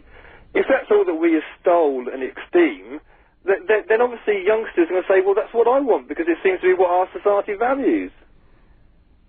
It does seem to be what our society values, but it's not what we value as individuals. It's just what we've been told is something to aspire to. Yeah. So the medium is the message and the problem. Yeah, so that's why I'm talking about Leslie Barton, who's my friend, who's very nice to me. Has worked in an ordinary job for many, many years. Oh, Leslie! Oh, well, you should have said he or she is great. Yeah, and there's lots of them all over the country. So, but I can't talk about them to the rest of London because the rest of London don't know them. But there's lots of people who inhabit fish and chip shops who turn in every night and do a very ordinary job and serve the community that way. What, in fish and chip shops? I seriously doubt that. Well, there are fish and chip shops. It's an important centre of community. Well, it was years ago till certain American consumers. An important centre of the community. No, it's not. It's just somebody behind the counter says, "Do you want vinegar? Do you want it open or closed?" That's not an important centre of the community. Well, they've been in there since 6 o'clock, turning on the fat, making it hot, and they've diced all the potatoes. They've made sure that the potato supply's got the potatoes. And you know what? That's what David Furnish's job is, turning on the fat. I still haven't talked. Hang on a minute. I still haven't talked about Elton John, and we're running flat out of time. I can't believe that last hour went by so quick. It's incredible. And what did we actually talk about? Nothing at all. No. But you've got a bit more time after the ad that we've got to say. Oh, really? Yeah. How much? Well, not very much, like sort of 2 minutes or something. 2 minutes. Yeah. All right, well, I'm going to say thanks a lot, Jeffrey, but we've got to go. Nick Abbott. Oh, right, that's me again, then. Now, should I take one of these, or should I just waffle? Just waffle away. I'll take one of these. No! Huh? Look, you asked for a bit of advice. As your producer, I'm saying just waffle. Yeah, but you just threw that off the top. You didn't give that any thought at all. Well, no, it's an obvious, you know, you've got, what, 1 minute 45 seconds or something. Oh, easy for you to say. Well, that's How not about very you much. waffle for 1 minute 45? I could waffle for 1 minute 45. I could. This is LBC 97.3. That's not waffling, that's just reading it off a card. No, I wasn't reading it off a card. I was looking at you while I said it. All right, that's What just about off the Elton top John? of your head. Elton John, yes, go on. Well, what about him? You were going to speak about him. I thought you were handling this. Oh, was I? Oh, okay. Elton John gets it all out of the closet. He's marvellous, Elton John. Oh, yeah. He great. I mean, he's great. He is fantastic. I speak as a Watford fan, so I would say that. The rock star is selling 10,000 garments, including suits, coats, jumpers, shirts and shoes. Would you want to wear Elton John's shoes? Well, but would you walk wear a them mile in Elton John's shoes? You Or could in fact, have them to say, look, I've got or in Elton fact shoes. any of his clothes.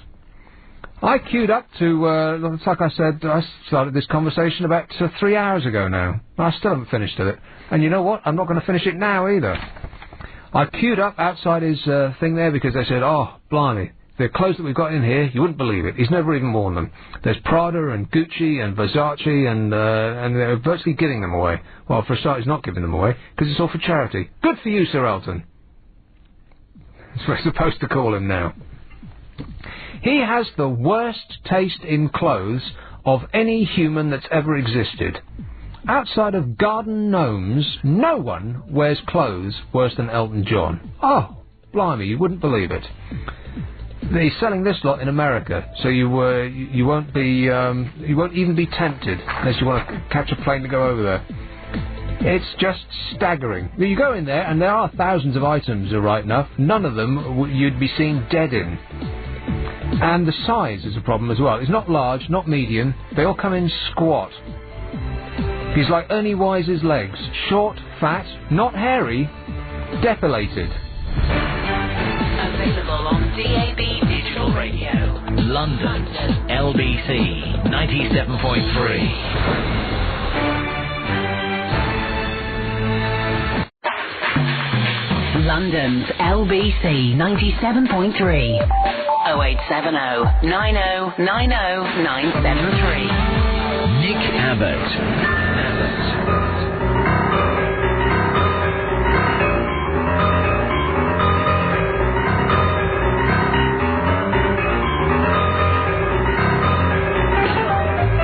We've had a query, and it is, appropriately, who's playing this music?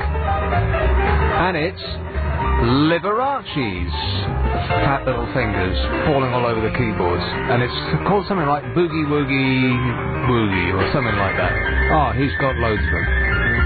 Can't you just see his plastic grinning face? He was gay. What a surprise that was. Can you believe it? But this is properly fantastic, isn't it? Liberace himself. It's great. Oh, I love it. The only problem with this track is that I've got all of it apart from the very last bit, which is why it fades out. We never actually get to hear the end of it.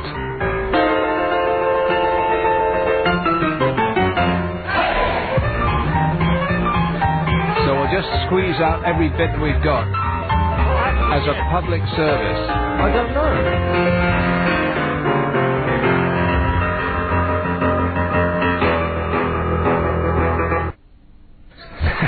Isn't that terrible? Cut off in his prime, as indeed he wasn't. Liberace on LBC 97.3, your all-camp radio station for the new millennium. It's 0870 90 90 973. Let's have a call about relationships with Lindsay. Lindsay. Hello. Hey, Lindsay. I just wanted to say that I actually met my partner 6 years ago online. We're still together now. we've got a 4-year-old. But the thing is, I actually met him when I was 17. And I actually travelled down to Nottingham to meet him. I'm from Leeds. And I'd only been talking to him for a month. And I look back on it now and I think how dangerous it actually was. And I actually know that there's other people doing it. Like you said, that woman letting that guy come over to her house, the other call. Yeah, that seemed a bit... I actually laughed and I thought, I shouldn't be laughing because it's actually really dangerous. Can be. I mean, you hear about so many perverts online and stuff like that. And then I actually look back on what I did and how stupid I was. And luckily, obviously, it went okay for me. And I have actually so met other far. people. Exactly. You cross your fingers. But yeah, I mean, it can work, but if you're lucky enough for it to work. Yeah. But on all of these sites, they don't they by law or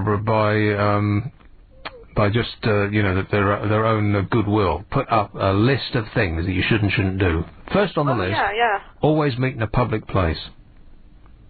Yeah, any fool know that, Lindsay. I met him, getting off a coach, and it was at night, and it were actually kind of stupid. I can't believe how stupid it was. And he was older than me as well.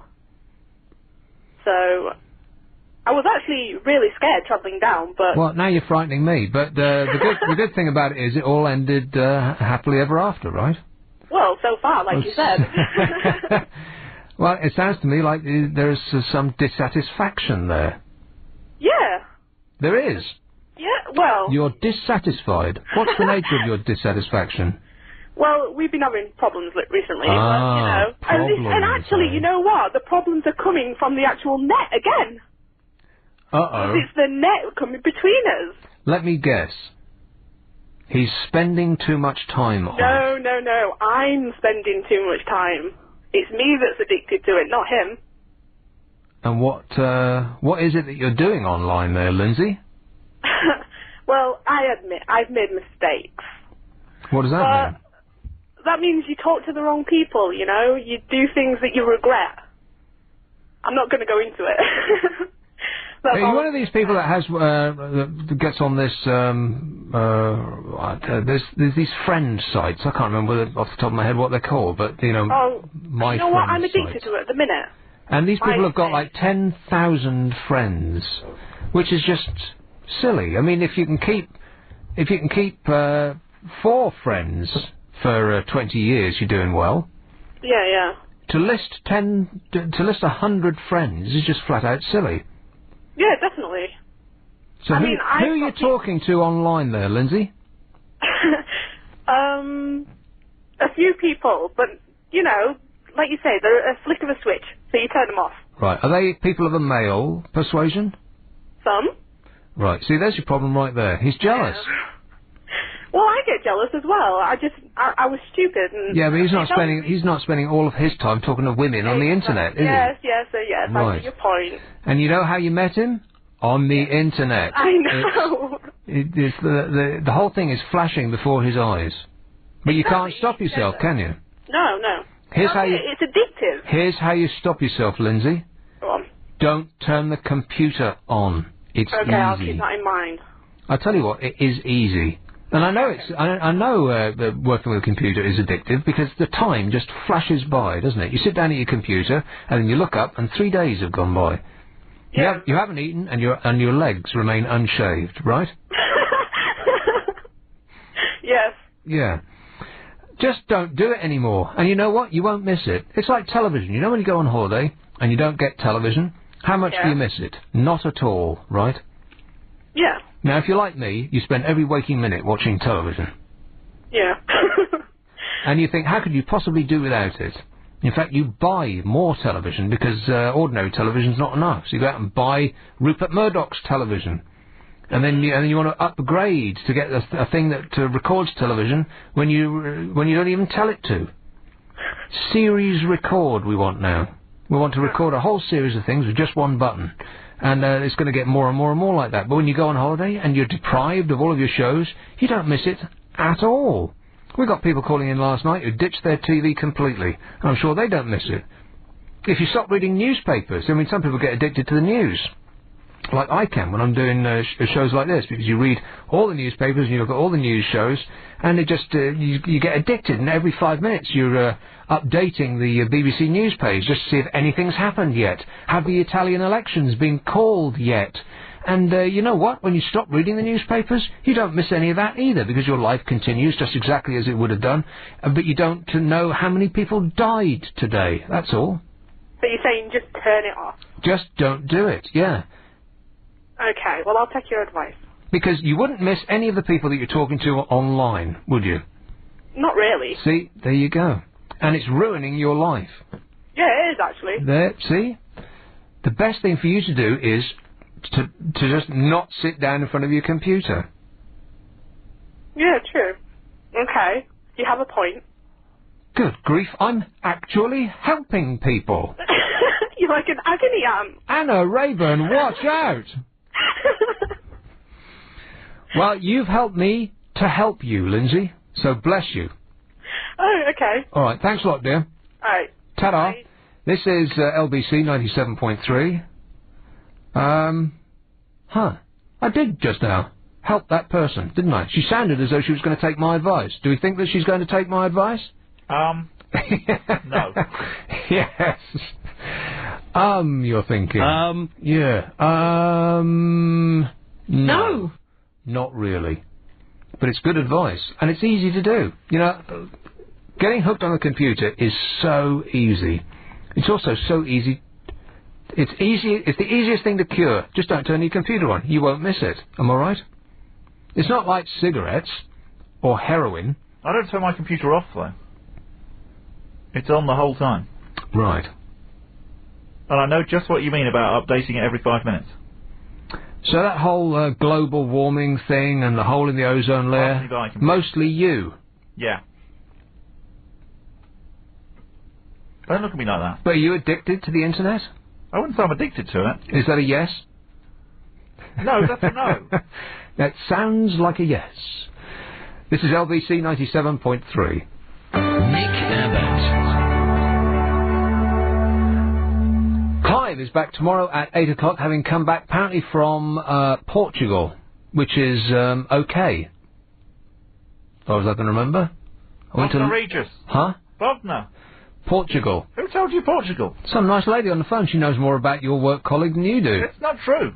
She's lying. Bognor Regis. No one goes to Bognor anymore. Clive does. Nonsense. I thought you said you listened to the show. Portugal he went to. Well, ring him up tomorrow and find out. I absolutely will not. Why not? Because he doesn't want to be taking calls from me.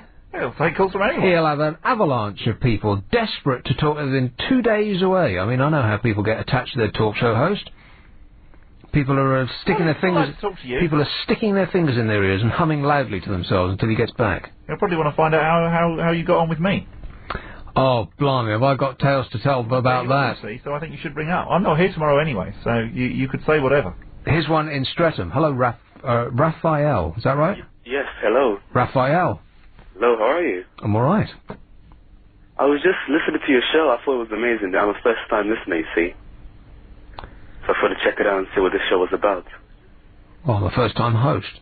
Yes. Oh, are you? Oh, I see, okay. So we're both virgins together. Well, let's not get carried away. But no, I was like I said, I was just sifting for some channels and I stopped by. To hang out? And yes, and hanged out. So what is it that you do? Who are you? Sorry, I'm completely new, so I don't know what this is about. Well, I'm just filling in for Clive Bull. Clive Bull normally does this show excellently, and he's taking the waters in wherever it is he is. Right. And so I'm just basically filling in the space between the ads. Otherwise, it would be a lot of silence. Advice to the people and doing your... Yeah, that's right. Helping people. That's my role in life. Like you were Liz or Lisa, is that her name? I've got no idea. I remember nothing. Like a goldfish. I must say, I did enjoy your story of being a security guard. So what do you do? I work in a library. He works in a library. Yeah. All right. There's still some that's open. That's excellent. Yes. Shortly, libraries will join churches and be converted into flats. But at the moment, some of them are still open. People are only using them to surf the internet. That's right. that there are actually still books being printed is something we should celebrate, right? But they're not going out, like you said, it's only for the internet. So what are people actually asking for, apart from coming in and asking to, surf, to check up on their 100 mates? Surprisingly, they registered the voters list, election rolls. That's the next most popular thing. Huh. You want to check or whatever it is they do with that list, actually. So what about books? Not much. A lot of DIY stuff, I would say. DIY? Yes. That's funny because the DIY business has just been moaning and complaining that no one's buying DIY stuff anymore. To change a plug or something like that, so I guess they're trying to learn. That is incredible. Could you believe this story? Do you know how to change a plug? No. No? No, I don't. Basic domestic skills that were commonplace a generation ago are vanishing, says this but if you survey. want someone else to do it, you can buy another appliance. What's the point? Seriously, mate, if you have to get somebody else to change a plug at an electrician's rate, which has got to be, what, 50 quid an hour minimum, that's just flat out silly. I suppose, but I don't know how to change a plug. 1 in 4 people... It isn't an effect on me and the youth culture today. It is just a personal thing. I don't know how to do it. 1 in 4 people under the age of 30 cannot change a plug. I find that incredible, don't you? Stop talking to me, Bob. We have to... He's mouthing to me between... I was talking to Gary, actually. 4 panes of glass. You're in a different room. I can't hear you. You were talking to Raphael. It would have been rude to interrupt. Blaming a lack of time and poor training from their parents... Half of all young people who responded to a survey would also struggle to bleed a radiator, while 27% could not sew a hem. Can you believe that they're blaming the parents? Who do you blame, Raphael, for your inability to do the most simple task? I blame myself. There you are, you see, he blames himself. Excellent. Is that responsibility then? Does that mean I'm taking action for my own mistakes? Well, you're taking responsibility for your own inadequacies. You're not living a life without consequences, which too many people are. They're just kind of drifting through and they expect everything to be doed for them, including learning how to say the word done. Huh? And do you follow that belief? Or is it just young people? Well, I think that you should take responsibility for your own actions and inactions, yeah. The skills gap means that people in their 20s are often paying tradesmen at least £1,700 a year to carry out simple household chores. Parents of grown-up children are also increasingly being called upon to fix simple problems around the home. Ma'am! They're forever calling Ma'am! Where are you getting these facts from? Several times I've seen you speaking to someone and then you come up with all this information. Yeah. Do you have a sheet with this written or... No, it's right off the top of my head. Many blame their parents for their failings, said Carmel McCarthy of some insurance company that's come up with this survey in order that people like me will read out the name of the insurance company on the air, and I flat out won't do it. Almost 1 in 5 under 30s said their parents didn't teach them basic household skills. Isn't that pathetic? Like they couldn't go out and learn it. If they don't have it thrust upon them, then they don't want to know. No, I don't believe that.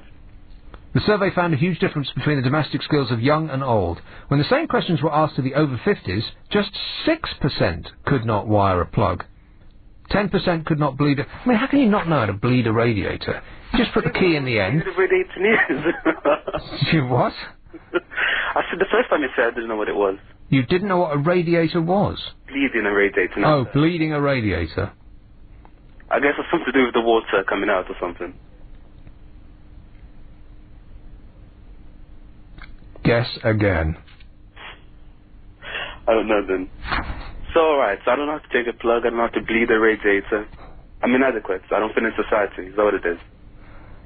The disposable nature of modern appliances means that many household skills have become redundant. 2 decades ago, few domestic appliances came with a plug. Today, almost all do, and that's a good point. We used to buy electrical appliances. In my day, it were gone. You used to buy an electric appliance, and the plug used to come as an extra. You used to just hard to believe now, but you used to have to take your life in your own hands. Well, then you see, there isn't a need anymore for that, so I guess it's not necessary for me to change a plug. I'm not saying it's a good thing that I don't know how to do it, but the necessity isn't there. Neither is it, neither does it seem to be necessary to actually know anything. This came out today as well. One moment, please. While I access these other facts from my brain. Children no longer need to know facts about history, geography or science because they can look them up online, teachers' leaders said yesterday. And actually, that brings back to the point of the library. We do have a homework club there, and the kids only go for the internet. They don't look at the books at all. And when the internet is down, there's no homework club. Sometimes you just want to give up, don't you? What is happening? And all this stuff that's happening, none of it's good, right?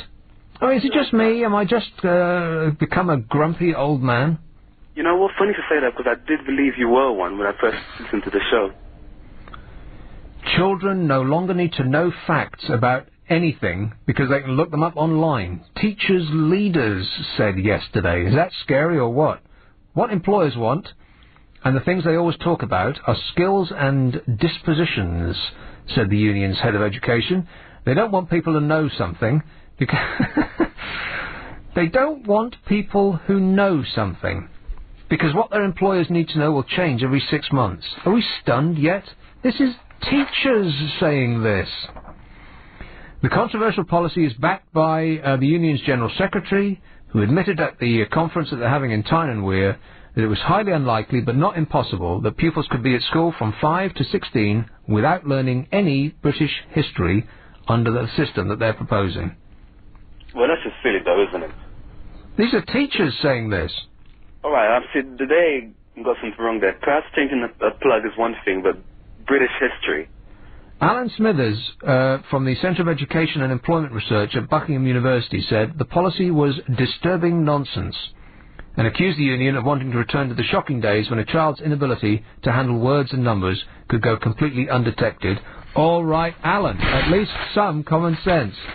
I am stunned at that. I mean, for a government department to say, for the Secretary of Education to say, oh, well, we don't want to burden children with actually learning anything.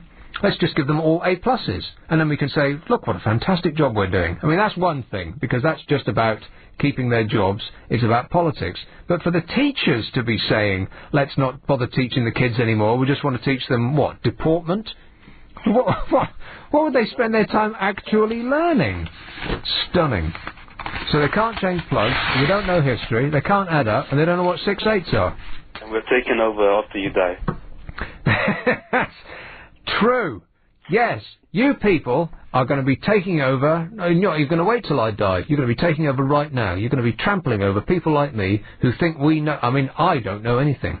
I went through endless years of formal education, and I came out knowing one thing, and one thing alone. The only thing that I can remember from school and university is that carbon dioxide turns lime water milky. And that's an actual fact. And when are you going to do that in everyday life? I know. Useless. Thanks a lot, Raphael. You're welcome. He's made me feel, well, disposable. Like a tissue. Bless me. Yes. Let's go with Susan, who is in Deptford. Hey, Susan. Hi. What's up?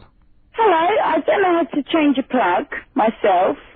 I've heard Kate Moss's voice, though. Oh, yeah, what does she sound like? Well, I heard it about 7 years ago on a Calvin Klein CKB perfume advert. Yeah. She just sounded pretty dull and like she came from Croydon. She sounded pretty dull and what? And that she came from Croydon. Croydon. Yeah. That's not very romantic, is it? Or so glamorous, is it? Kate Moss, I come from Croydon. No, but she looks like she needs a good meal. And Yeah. I'm sure she can't change a plug. I'm sure she can't. She probably has people to do that sort of thing. Yeah. Yeah. Croydon. I'd forgotten about that. Yeah, doesn't she come from Croydon? Has anything at all glamorous ever come from Croydon? Oh, we've got complete silence. I'll take that as a no, then. She's disappeared. Yeah, where did she go? I don't know. You disappeared her. I didn't do anything to her at all. I can't change the plug either. Can't you? I haven't got a clue. But most of them come with instructions. You know that card that comes with a plug? It just tells you what to do. You just put the, you know, the wires... But you don't really need to change plugs these days. The wires in the little holes. And it's good that things come with plugs. I know it is.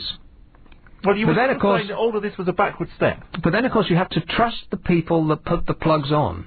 I trust them more than I trust me to do it. Yeah, you know what? I'm not so sure about that. Really?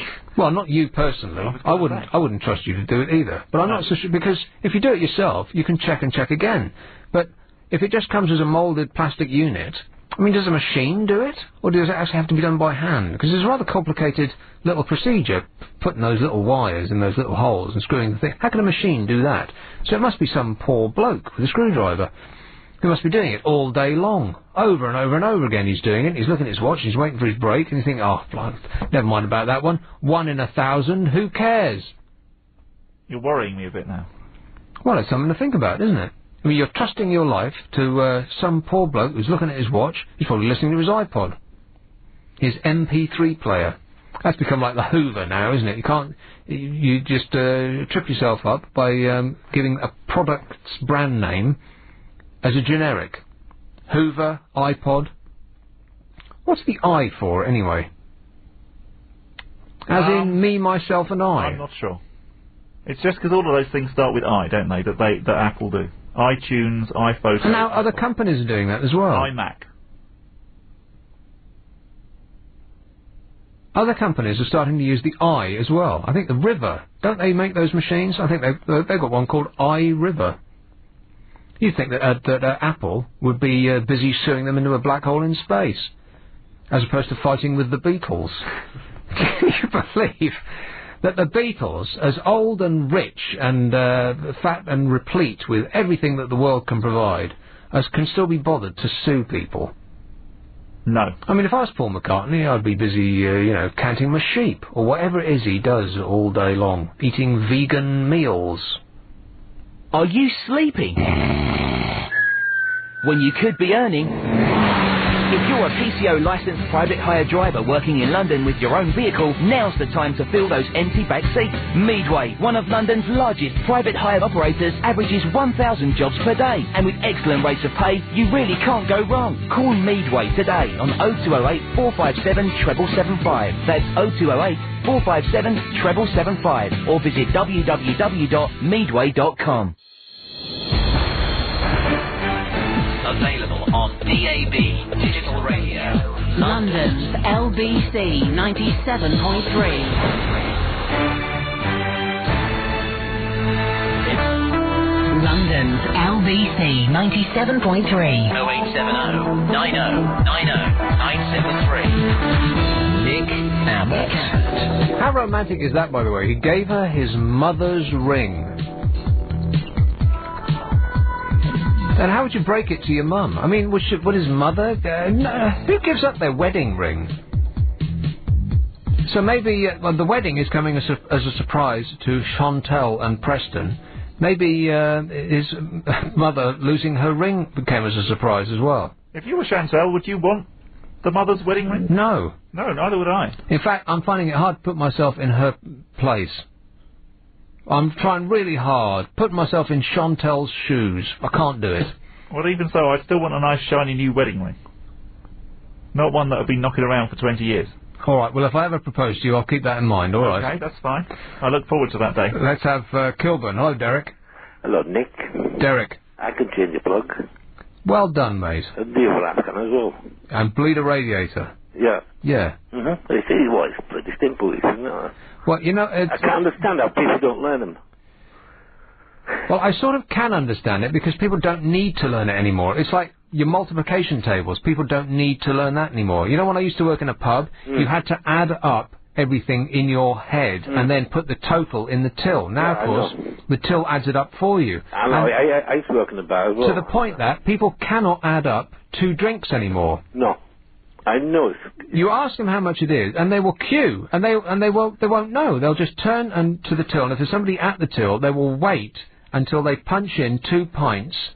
I mean, the thing that they pull all night long, they don't know, they can't add up 2 pints. So they don't learn, do they? So it's incredible because they don't need to, and so they just want people to wander around in this state Yes, of perpetual ignorance. They do need to, because if they don't learn, what happens in the future? You know, not actually needing to, on a daily basis, to know your multiplication tables, for instance, I mean, when I was is one thing, but it does come up every now and again. I mean, it is a useful thing to know. Yeah. I mean, I went to school in the 50s and 60s, you know, and back then I wanted 12 times table. I went to the bar, we had to add up the cash, you know, and the kids at schools use calculators. So what's the point of going to school if you're going to use calculators? Well, I remember when calculators first came in, and we were... Sinclair. Yeah, that's right. And we used them for cosines and sines and all this ridiculous... I mean, you used to have to look that stuff up in a book. Do you remember the cosine and sine book? Oh, blimey, what a read that was. Yeah? Painful. How old are you? 45. Well, I'm 52. Oh, well, then you beat me. No. I'm going to talk about relationships. Go on, then. Well, me and Jean, my partner, yeah, we met in the psychiatric hospital 10 years ago. And we've been together ever since. But she does drive me mad because she's always gabbing on the phone. Could you put that another way? Eh? She's always gabbing on the phone. And she's a computer addict. She's always playing card games. Right. She drives you mad? Yeah. Right. Can you hear her laughing? No. Oh? It's all true. It's all true, she said. Right. And, well, we don't argue much, but, I bet you do. We don't. Mm-hmm. Do we, Jean? Is that a yes? Eh? Was that a yes? No, we don't argue much. Here, ask her. Hiya. Hey, Jean. Hi, how are you? I'm all right. Jolly good. No, we don't argue very much. Right, so what do you argue about? What do we argue about, Derek? What do we argue about? Silly things. No, don't we? Well, that's not... I'm not sure that you're agreeing with each other. You said you argue about silly things. Yeah, like what we're going to watch on the telly. Right. Silly. Constantly arguing about silly things. No, not constantly, just occasionally. Every now and again. Yeah, well, you know, we're only human. Well, the best part of breaking up... There's not the best part of breaking up. ...is in the making up. And that's true, but we don't break up and then we haven't needed to break up to make up. It's like you take the shortcut. Well, I tell you what, Derek is the best thing that ever happened to me. He repaired so much damage that was done to me as a child. Well, he knows how to fix a plug. Oh, well, yeah, so do I. And we can change fuses. Can you bleed a radiator? Yeah. Well, hallelujah for you. And I'm computer literate as well. Huh. So I might be 50-odd, but I know my... But you're still a useful, functioning member of society. That's right. Isn't that great? Yeah, and I know another a little thing. bit about history. And you what? I know a little bit about history. Right. Not much. Wasn't my favourite subject. So were you enjoying sitting for Clive? I am, yeah. Good. I was nervous yesterday, but I think I was cold yesterday is actually what it was. You know when you're cold and you're like your hands are cold and your shoulders are up and you can't actually relax into it. No, because you're just tense anyway. So I brought a fleece in today because it's alternatively boiling hot and freezing cold in this studio for some strange reason. I don't know why. Isn't it always? So I thought I'll bring extra clothes in and much more relaxed. Yeah. That's what they should tell you when you come in, because everybody in the building says, oh, you will bring in food, won't you? They should say you bring in food and a sleeping bag. Or something to keep you warm. Yeah. All right, thanks a lot. Oh, no problem. Ta-ra. Look forward to hearing you again sometime. All right, then. Cheers. Cheers. Bye. LBC 97.3, what time is it? Okay. Yeah. You could have mentioned at some point last night how cold you were. I did come in every half an hour and say, are you okay? And you said yes. What, you'd have had blankets? Well, I could have found something. You could? Well, I would have, you know. What, items of clothing left around the building? Anything you need, just let me know. Are you okay? And 8 times you said yes. It's only today that you've revealed the cold thing. Yeah, I was freezing yesterday. Like Why my hands. didn't you say that then? My hands are still cold now. I'm You wearing should like have 6 layers of clothing. Do you want me to go and find you a blanket? Not now, no. Are you sure? Yes. A blanket that's been lying around a radio studio. No, Is there thanks. anything else that's happened tonight and last night that you haven't said yet? Just in case you ever do this shift again. Let me think about that. Okay. Because I want to give you a full and comprehensive answer. Right. I'll give you a list. I'll pop it in the post. That's fine. Let's go with Sean, who is in, In Nottingham. Nottingham. The London Borough of Nottingham. Well, I'm listening to you on the old satellite, so Ah. perfectly clear, which is excellent. How are you, sir? I'm all right. Question for you. You're saying about people changing plugs, and good that Jean, by the way, your previous caller, is computer literate, because it's what I do for a living, but this isn't a personal crusade before we get started. I don't think employers want intelligent people anymore. For 2 reasons. One, all the managers are scared of losing their jobs because people are too intelligent, therefore want their job. And 2, they don't have to pay them a decent wage. No, that's not actually true. I mean, if they want the job, then they're going to take it whatever the wage is, whether they're intelligent or not. Yeah, but I mean, you're suggesting that employers only want stupid people. That's not no, true it's at all. all right. That was probably a bad way of putting it. But they don't want people, for example, I'm a qualified computer technician, out of work, and having great difficulty finding something because... In this era of the computer, you can't find work as a computer technician. No, unless you want to sit in a call centre and answer telephones. Right. 12 hours a day. And then you'd have to go to India. Exactly. It's very good. It's a very good point. Never quite thought of that way. But that's, for example, I don't want to make this a personal crusade for myself, but I have been looking for 6 months to find work, and I am bashing my head against the proverbial. Maybe you've got to leave Nottingham. Yeah, that wouldn't be such a bad idea. Well, I was going to say, it's an excuse at least. It's a thought, but as I say, I've come to the impression that people don't, unless they don't want to pay you more than the basic rate of work of wages, and they want people that aren't scared of managers are very scared of people that know more than they do. And I've come to that conclusion. Maybe I'm wrong, but that's my outlook at the moment. So how long have you been looking? Just under 6. There's something strange just happened with your phone. Just under... What he needs is a phone technician. Did you do that again? Are you deliberately cutting these nice people I've not done anything. At all. I would not do that. The things I'm going to be telling Clive when he comes back. Oh, blimey. You've heard all the testimony from the callers saying how nice I am, and I put them through, and... Yeah, I noticed that those are the ones you put through. I put Thousands of people have been desperately trying to get through with tales of how awful you are. None of those have got through. Suspicious? I think so. Well, but you were doing all of that, so I felt the need to sort of redress the balance. I'm certain that Clive wouldn't put up with this. Well, you can speak to him tomorrow. When he comes back from? Bognor. Here's Tallulah. Hello? Hello. Tallulah? Yeah. Electric Parade. Where's that? That is northeast. Northeast what? Northeast London. London. Right. So what's up, Did Tallulah? I promise you something yesterday? Do you what, sorry? Did I promise you something yesterday? Did you promise me something yesterday? Yeah. I can't remember. What did you promise me yesterday? Just try to think. Did you hear that? Yeah, it sounds like you're squeezing a plastic toy. No, it's the talking budgie. What's it saying?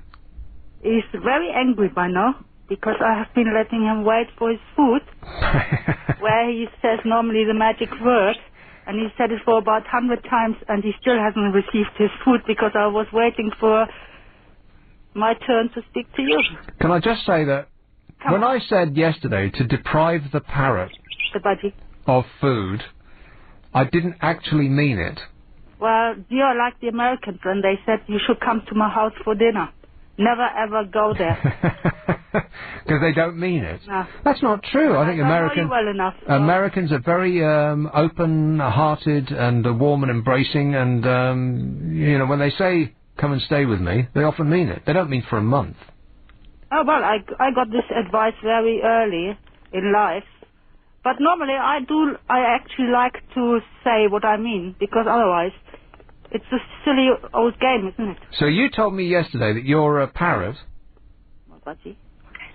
would only speak when it wants food, and I said, all right, well, all day long. But if I want to prompt him at a certain time, I have this one trick. Right. He knows the magic word when the door opens to his food. And so I said, well, don't feed it. and then call me back. Yes. No, you did not say that, but that's okay. I gave it a try. And in case you meant it, but now I know you didn't mean it, so goodbye. I don't mean to actually starve your pets. I would never say that. PRSA? Whatever it's called. What's your name? I don't know what you're talking about, dear. What? What is the police for animals? The police for animals. The RSPCA. That's good. Yeah, then. You passed your test. Right. There. So go on, get it to say something. Oh, he said it all the time. Okay? Did you hear that? I love you. I actually heard it say that. Good. Okay, I love you. Say him, because it's my husband. That's your husband? Yeah. I thought it was your parrot. It's Budgie husband. Tallulah, you're beginning to scare me. No, I'm a rock chick with a budgie. Oh, yeah, that's right. Your brother's Ingwie Malmsteen. Yeah. Exactly. I love you. There again. God, that would drive you mad, wouldn't it? I tell you something, he probably means it. Parrot flying around, doing all over things, shouting, I love you, constantly. Will you do me a favour, Tallulah? No. Feed that bird. Okay, then. All right, ta-ra. Goodbye. This is LBC 97.3. Nick Abbott. All right, who's good? Well, they're all good. I wouldn't put a duff call through. How about Tony F? Tony F, was that like a DJ? No, that's just so that you know that it's a female. Female Tony. Tony. I'm not so sure. Female? Are you sure? Big time. Big time? Yeah. Tony through Crystal Palace. That's who I am. To be honest, actually, it was something you said earlier, actually, Nick. And hi, by the way. Hi, Tony. You was talking about times tables and things like that, and we had to learn it from Pat when we was kids. You were actually talking about the fact that half the people that actually go on to, or I did a bar job as well. You had to do £21 rounds, and it all had to be in your head. That type of thing, and it had to be right too, because the same people would come back with the same round. Come back to the same person. And if it wasn't the same amount, there'd be trouble. Well, that's right. And my mum and dad were publicans, so I know that for a fact. So I was just saying, it was something we learned in school as Pat, and that was Well, when I was sort of tiny, you had to stand up in the chair on primary school and repeat everything they said. Yeah, it was beaten into you.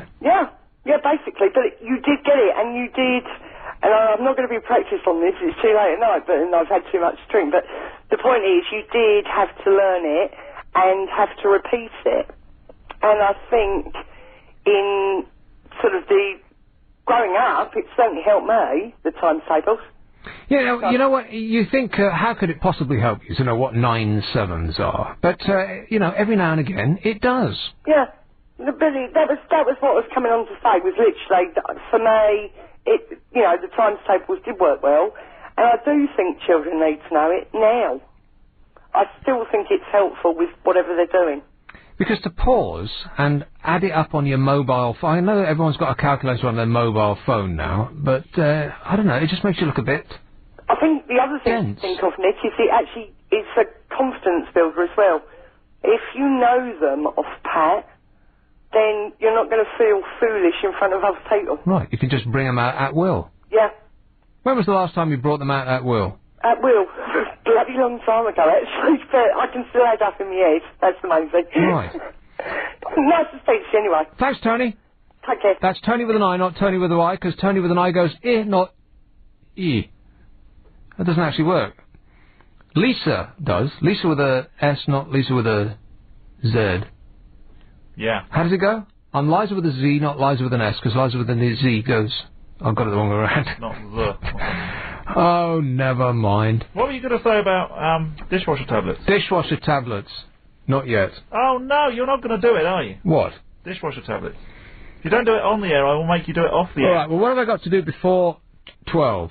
Ads at 55. Ads at 55. And then how long have I got after that? You've got your little talk up to do with Adrian Allen at 59. Oh, I'm not going to fit it in then. Well, that's a shame. I was going to do it up to that point. Up to where the jingle bursts, and then we get the news about Chantal and Preston. Okay. They're still going to get married. Not divorced yet. They're booking their divorce. They're getting a twofer. They book their wedding and the divorce at the same time. It's a half price. I could see that. Seriously, how long is that going to last? Are they joking? 60 years, they'll be very happy. 60 years, yes. Yeah. He'll be an ordinary old man by then. Right. Yes. And still no one will be interested in his music. Here's one in Stanmore. Hello, Lee. Hello. Lee. Hi. Just with what you were saying about education. Is there something wrong with your voice, Lee? Yeah, everyone's sleeping now, so I've got to keep it slightly down. Right. Right. So with education, I'm just about to take my GCSEs, and we're doing loads and loads of practice papers.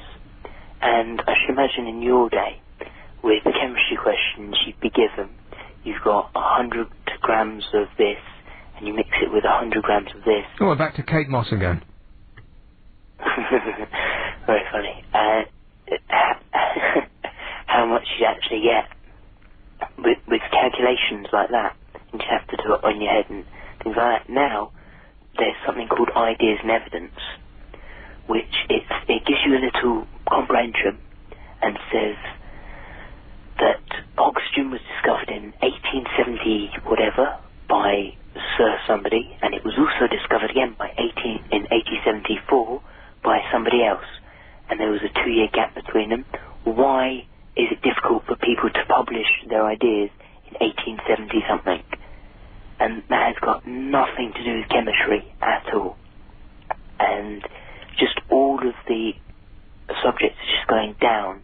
I mean, for 20% of my English exam, I dressed up as a woman and made a speech to my class, and that's why I got 20% of my grade for. You dressed up as a woman? Yes. And made a speech to your class? Yeah, you have to make a speech about a book we were making, and from a perspective of the character, and I was like showing how hard my life was. And the character was a transvestite? No, the character was a woman. An actual woman? Well, that's a relief to us all. Huh. But it's because they want to say we've got so many people getting A stars. I mean, they've brought the grade boundary so low to get an A star. It's ridiculous. I need to get 50% in my maths. Are you watching this program that they take kids back to a facsimile of what it used to be like in the 50s? No.